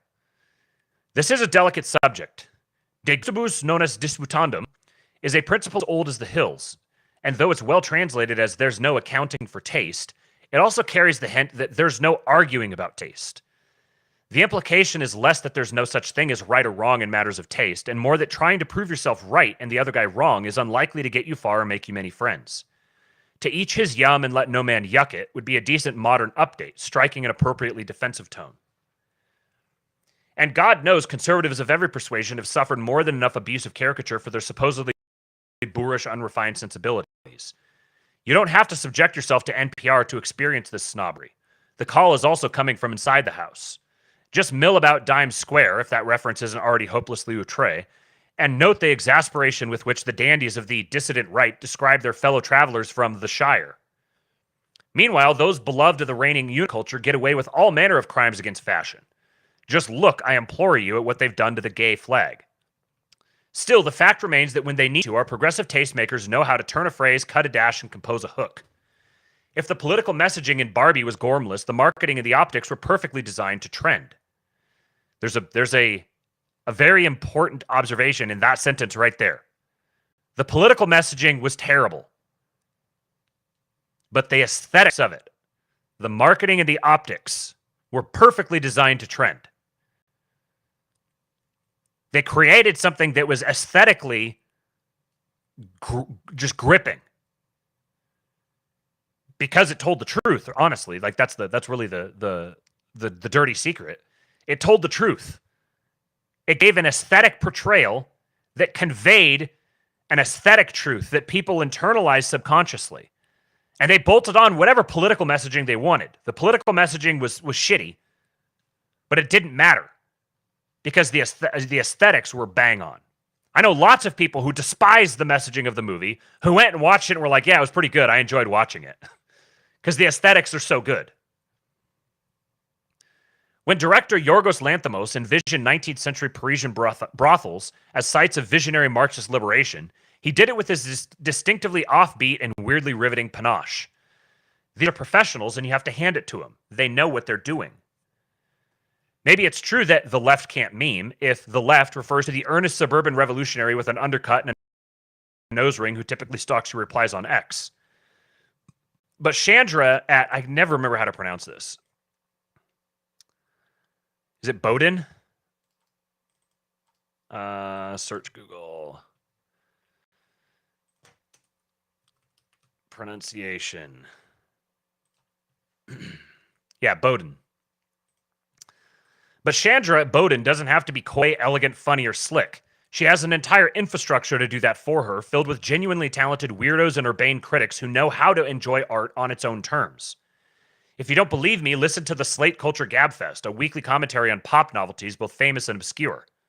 The hosts reliably make 2 or 3 deranged political remarks per episode, but these are always interspersed amid a stream of witty, glib, and occasionally incisive banter about what makes Taylor Swift's new album or the latest Cannes sensation a successful aesthetic object. This show is just about the only thing in my life that I can sincerely characterize as a guilty pleasure. I listen every week because, and really it does pain me to say this, there is almost nothing like this on the right.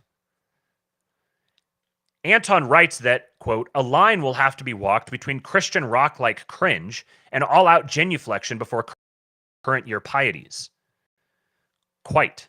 But getting there will involve facing up to the fact that many donors and more sizable number of conservative viewers absolutely love Christian rock-like cringe. God's Not Dead, a ham-fisted travesty of film, grossed more than $62 million on a $2 million budget. You may say that plenty of leftist films are also ham-fisted travesties and plenty of conservative ones are not. Perfectly true. But on balance, it's right-wingers who exhibit persistent inability to tell the difference. And just because leftoids make tripe from their position of strength, there's no reason for trads to make schlock from their position of weakness. Say what you will about Spencer Clavin, but he's dropping banger after banger here. It would be needlessly cruel to multiply examples, but all conservatives in the arts know that a major sector of the audience they're trying to reach will go for the most appalling kitsch if it's slathered in red, white, and blue. Without disdaining them for this, it's important we be honest that they are wrong about the quality of such products as Jason Aldean's Try That in a Small Town or Natasha Owens' The Chosen One. Wrong not in a moral or spiritual sense, perhaps, but in the sense that aesthetic quality is not arbitrary, and not everyone's judgment is as good as everyone else's. In other words, the beautiful is objective. And some people have a sense for it and some people simply don't. And it seems that the people who incline toward conservatism politically are also blind to, there's not a connection between their subconscious ability to recognize the beautiful and their conscious ability to articulate it and create it. We have to be able to admit this and talk about it because it's true, because denying it creates perverse incentives, and because no really healthy artistic culture can flourish without a discerning public or a patronage class with taste. If you want donors to fund enterprises that will create, publicize, and reward achievement in the arts, you need people who know what that is. You also need to stop pretending you don't recognize the talents of your adversaries. Many earnest consumers on the right feel so legitimately embattled by the nonstop streaming feed of hate speech and psyopery directed at them that they think they have no choice but to reconfigure their artistic sensibilities accordingly. This prompts them to lash out in anger at, say, Taylor Swift by pretending her popularity is somehow inexplicable or unmerited. I sympathize with this impulse, but it's a mistake. Yes, it's exasperating that the most beloved pop star in America is also an abortion-loving ditz, but that doesn't make conservative attempts to rival or dispute her appeal any less cringe than those longhousers swaying awkwardly to their pro-democracy rewrite of Ausländer raus, which I have to play this for you guys. Alle Nazis raus, alle Nazis raus, komm wir wählen am 9. Alle Nazis raus, für Demokratie, Rechtsextremismus kriegt unsere Stimme nie. Alle Nazis raus, komm wir wählen am 9. Alle Nazis raus, für Demokratie, Rechtsextremismus kriegt unsere Stimme nie. Alle Nazis raus. You'd think I could pause this now, right? And you'd get the idea. No, we're going to keep watching it. Alle Nazis raus, komm wir wählen am 9. Alle Nazis raus, für Demokratie, Rechtsextremismus kriegt unsere Stimme nie. Alle Nazis raus, komm wir wählen am 9. Alle Nazis raus, für Demokratie, Rechtsextremismus kriegt unsere. Okay, I'll stop inflicting that on you guys. That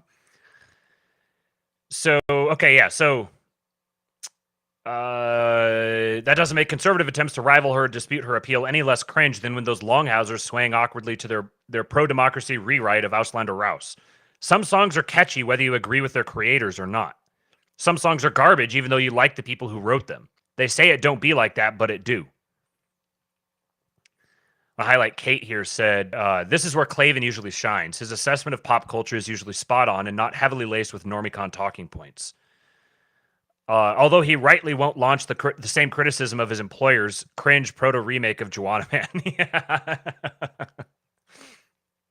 I think they were saying, Mr. Westford, I think they were saying something to the lines of all the Nazis out. Because Ausländer raus is, I think it means foreigners out. Like Outlanders, the foreigners, get them out. It's for those of you who don't know, that the tune of that was a dance song that has been really popular in Europe with the awakening right-wing consciousness of Europe. That's a great example of it. Like that song, there's a reason they're creating a shitty parody of it. And this is the point he's making. They're creating the shitty parody of it because they recognize the power of that song itself. It's catchy. It gets stuck in your head and you enjoy having it stuck in your head. You enjoy hearing it. Because it's just good. And so then the actual content that goes with it is much less important than the fact that the art itself is good. Tobacco and sugar. We like to substitute allegiance for taste because I suspect we don't really know how to invoke the latter and we're afraid of looking foolish if we try. So we focus instead on things we're more comfortable measuring, such as how many times Game of Thrones showed boobs. It was a lot, I am told, and that is bad. As for artistic taste, we take the chattering classes at their word that is just a synonym for personal preference. But to each his own is not really a very conservative principle. It's the postmodernists who use the variety of human interests as license to infer that no one can possibly judge between Duraflay's Ubicaritas and Cardi B's bongos. More traditionally minded folks know, or ought to know, that beauty is a thing that exists, like light, and that we have faculties for perceiving both. As the eyes see brightness, so taste registers excellence in matters literary, musical, and figurative. Conservatives are in friend territory here, though it may not feel that way. The best starter pack for thinking about taste is an essay by none other than Edmund Burke, who makes a useful distinction between learning to see distinctly what something is, a faculty of perception, and evaluating whether it's any good at being that thing, a faculty of judgment. It's important that they go in that order. Before you even think about judgment, you have to perceive what an artist is doing or trying to do. Then you can decide whether he succeeds at doing it, and for that matter, whether it's a good thing to do in the first place. And these are separate, as these points are separate things. You have to have the ability to perceive what an artist is doing or trying to do. You may not like the art, you may not have the subjective preference for that kind of art, but you can recognize this is genuine art. The artist set out to do this thing, and he he totally accomplished the thing he was set out to do. I may not like the thing, and beyond that, it may be a bad thing, but that doesn't make it not art.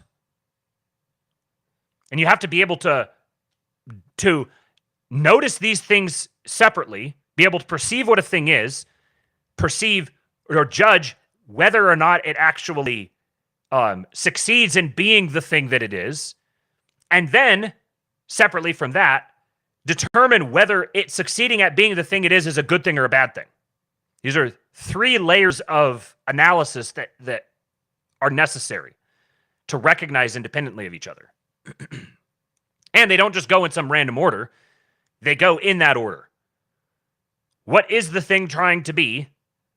Is it successfully being the thing it's trying to be? And is it a good or a bad thing that it's successfully being the thing it's trying to be? Writes Burke, a man frequently comes to prefer the taste of tobacco to that of sugar, but this makes no confusion in tastes, whilst he is sensible that the tobacco and vinegar are not sweet. You could say of a corkscrew that it doesn't open wine bottles very well, or that nobody ought to drink wine, but if you say it fails to open soda cans, people will think you've misunderstood the assignment. Likewise, before you can effectively attack Poor Things or Game of Thrones or Ripley from a political standpoint, you have to understand what they're trying to do from an artistic standpoint. Conservatives like to skip the perception part and go straight to the political judgment part, which tends to make both our culture and our criticism dull. This is I think this is probably a product of the fact that conservatives are like, they're the most naively adherent to the blank slate notion. So they have this latent liberalism where they just assume everything is as it is. There's like no judgment there's no nuance to this judgment. It's just take things at face value and then make a political judgment about it, which is very bland and dry, and nobody likes being around those people.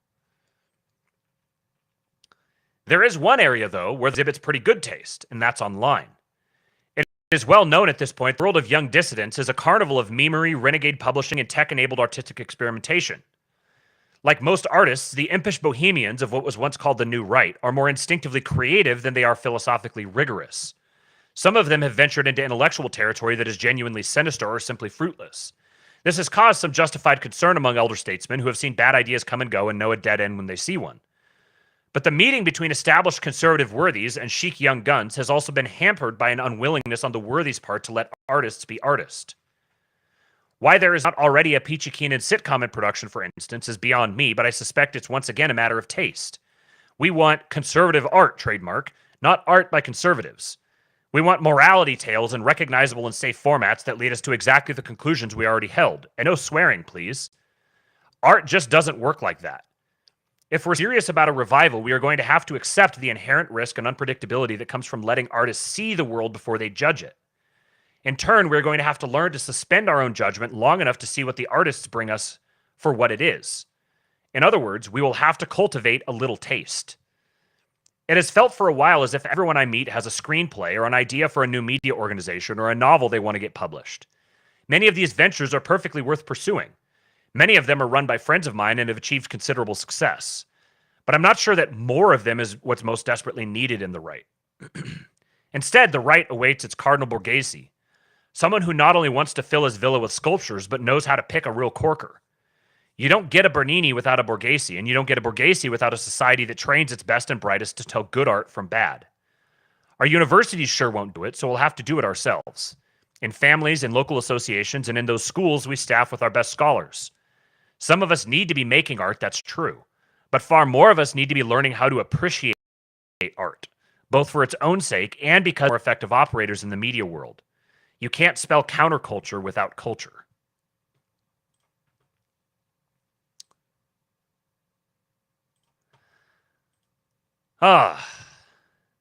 So I'm going to pull an audible here right at the end. I was just going to wrap with that, but I want to introduce you guys to one of the best pieces of art that I've seen on the internet in recent years, and it came from our guys.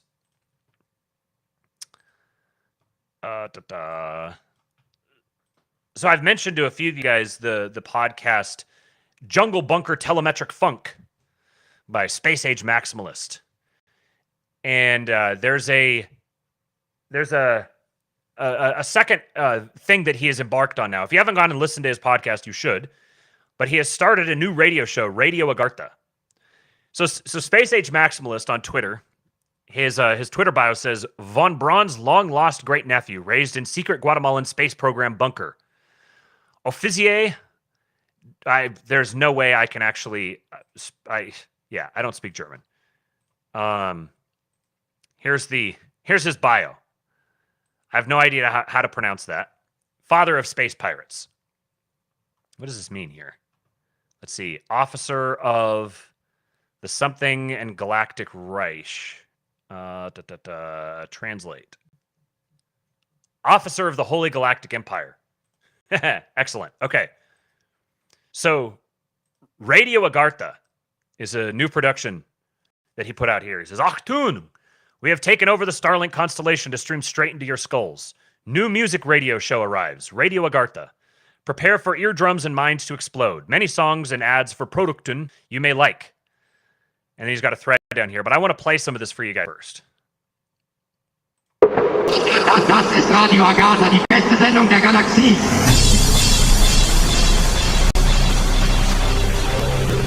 Radio Agartha.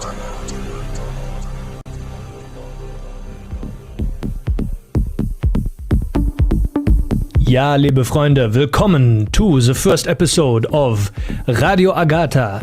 We have decided to take over the Starlink constellation and we are transmitting now from the bunker up into the stratosphere and down to the rest of the world, bring you the best music that we can offer. For this first episode, we take a trip down memory lane and into the bunker.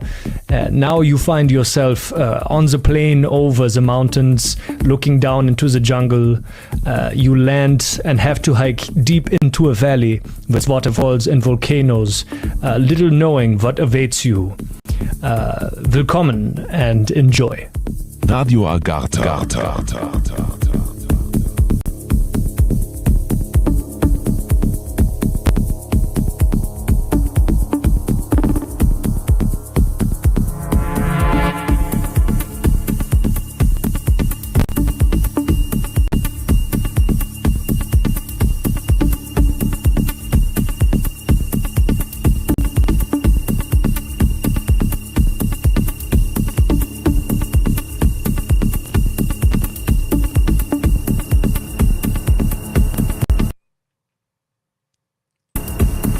Oh, come on. Gay. I was going to let it keep playing as I scrolled past all this, but it's not going to work. It says, if you only want audio, you can listen by clicking on my link in bio to find Unterstück and Spotify uploads. The whole bit is just brilliant. It's just so good.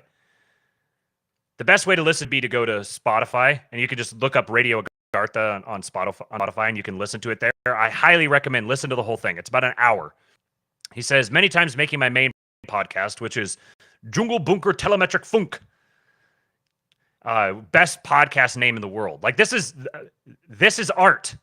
The entire thing, it's performance art. The whole thing is phenomenal. The podcast is really good, very interesting. He's a Space Age Maximalist. I think he's a physicist or something like that. And they talk about all kinds of subjects.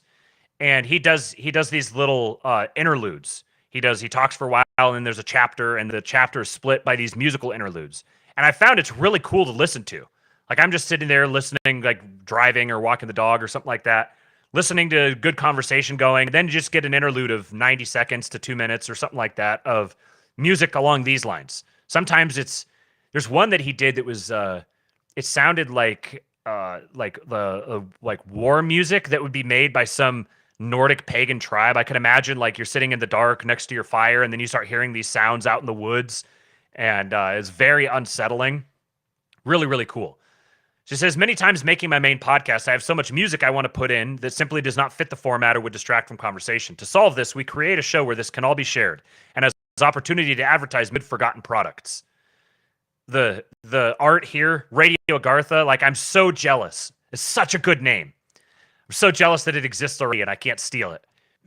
He says, my two main contributors for this project are the excellent DJ Umbra Yuga, electronic beat connoisseur par excellence, and Agarthan BT, mastermind of whipping the daylights out of AI so it does his bidding. Follow them now. They are powerful mutuals. Other honorable mentions are Barrel Shooter for feedbacks and ideas, and Shattered Bonus for being the sultry voice for the PSAs for Drawthentic's Department of Eugenics. For those who do not appreciate early 2000s house and techno and only want to see ads, you can skip to the following time. So I'm going to play a couple of the ads for you guys here. So 9:57. Oh, it's not actually going to... Okay, hold on. 9:57. How can I do this? Let's go this way. We'll just scroll up. 9:57. Oh, it actually does work. That's cool.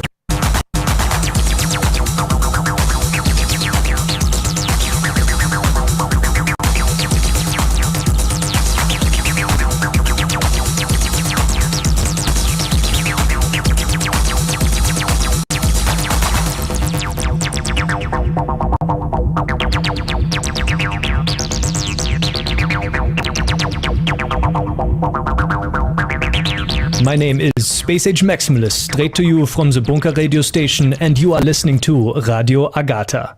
You know you're actually a pure Nordic phenotype, but those T50s just are ruining your Aryan aura. Why not try the brand new therapy, ArieMax, to get those shining A10s you've always wanted? 3 simple visits to our clinic, a couple laser sessions, acid baths, and tactical beatdowns. And your true essence will shine through your eyeballs. Be warned, if your power level is too high, possible laser beam emission might occur once we get rid of that pesky melanin shielding. Try ArieMax now and wow the world with your piercing blues. Guten Abend. My name is Hans Swab. You will eat the bugs. You will live in the gun cave. You will own nothing except for the lube. And you will be happy coming. This message is brought to you by WEF, the World Edging Federation.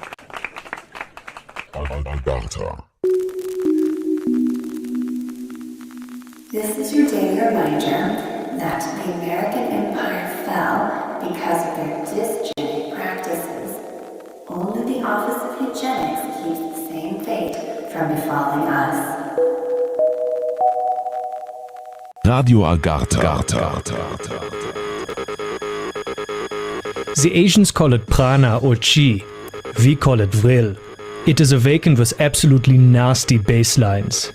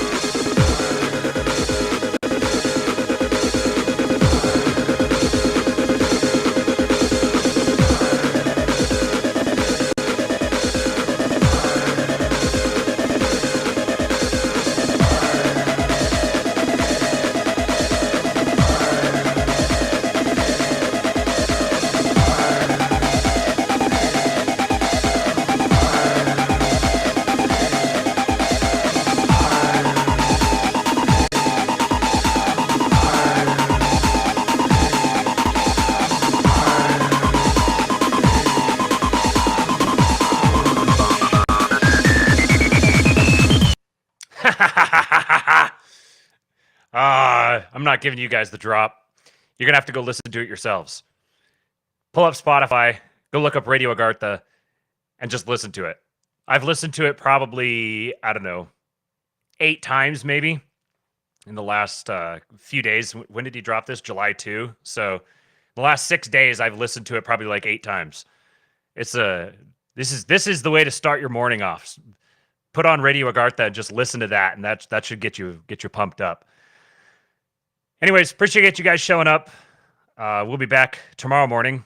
Hopefully it will be a less chaotic morning on my end, and we can actually start closer to 10:30 Central Time. This has been the Astrolabe, brought to you by King Pilled. Do me a favor, hit the like button if you're watching on YouTube. Hit the retweet if you're watching this on X. Follow me on X at Real King Pilled. Subscribe to the channel on YouTube. And the hype man's in here. He hasn't mentioned it yet, but I'm buying him a little bit of time to see if he's going to do it. Kingpilled.com. Join the Discord. Sign up. Any subscription level. We had another great schizo stream on Friday night. Talked about all kinds of interesting stuff. We talked about some more Tartaria stuff. We watched some debunkers, and then we argued about how annoying the debunkers were. Then we talked about your heart is not a pump, and what the fourth phase of water and the implications for how blood flow works, and connected into like earthing and grounding and all these sorts of things. So we had a great time. If you'd like to be a part of that, just sign up at any subscription level within if you go to kingpill.com, any subscription level will get you access to the schizo streams. And I will talk to you guys tomorrow. Oh, yeah. Duffhead, stop being poor. Join the Discord. What he said.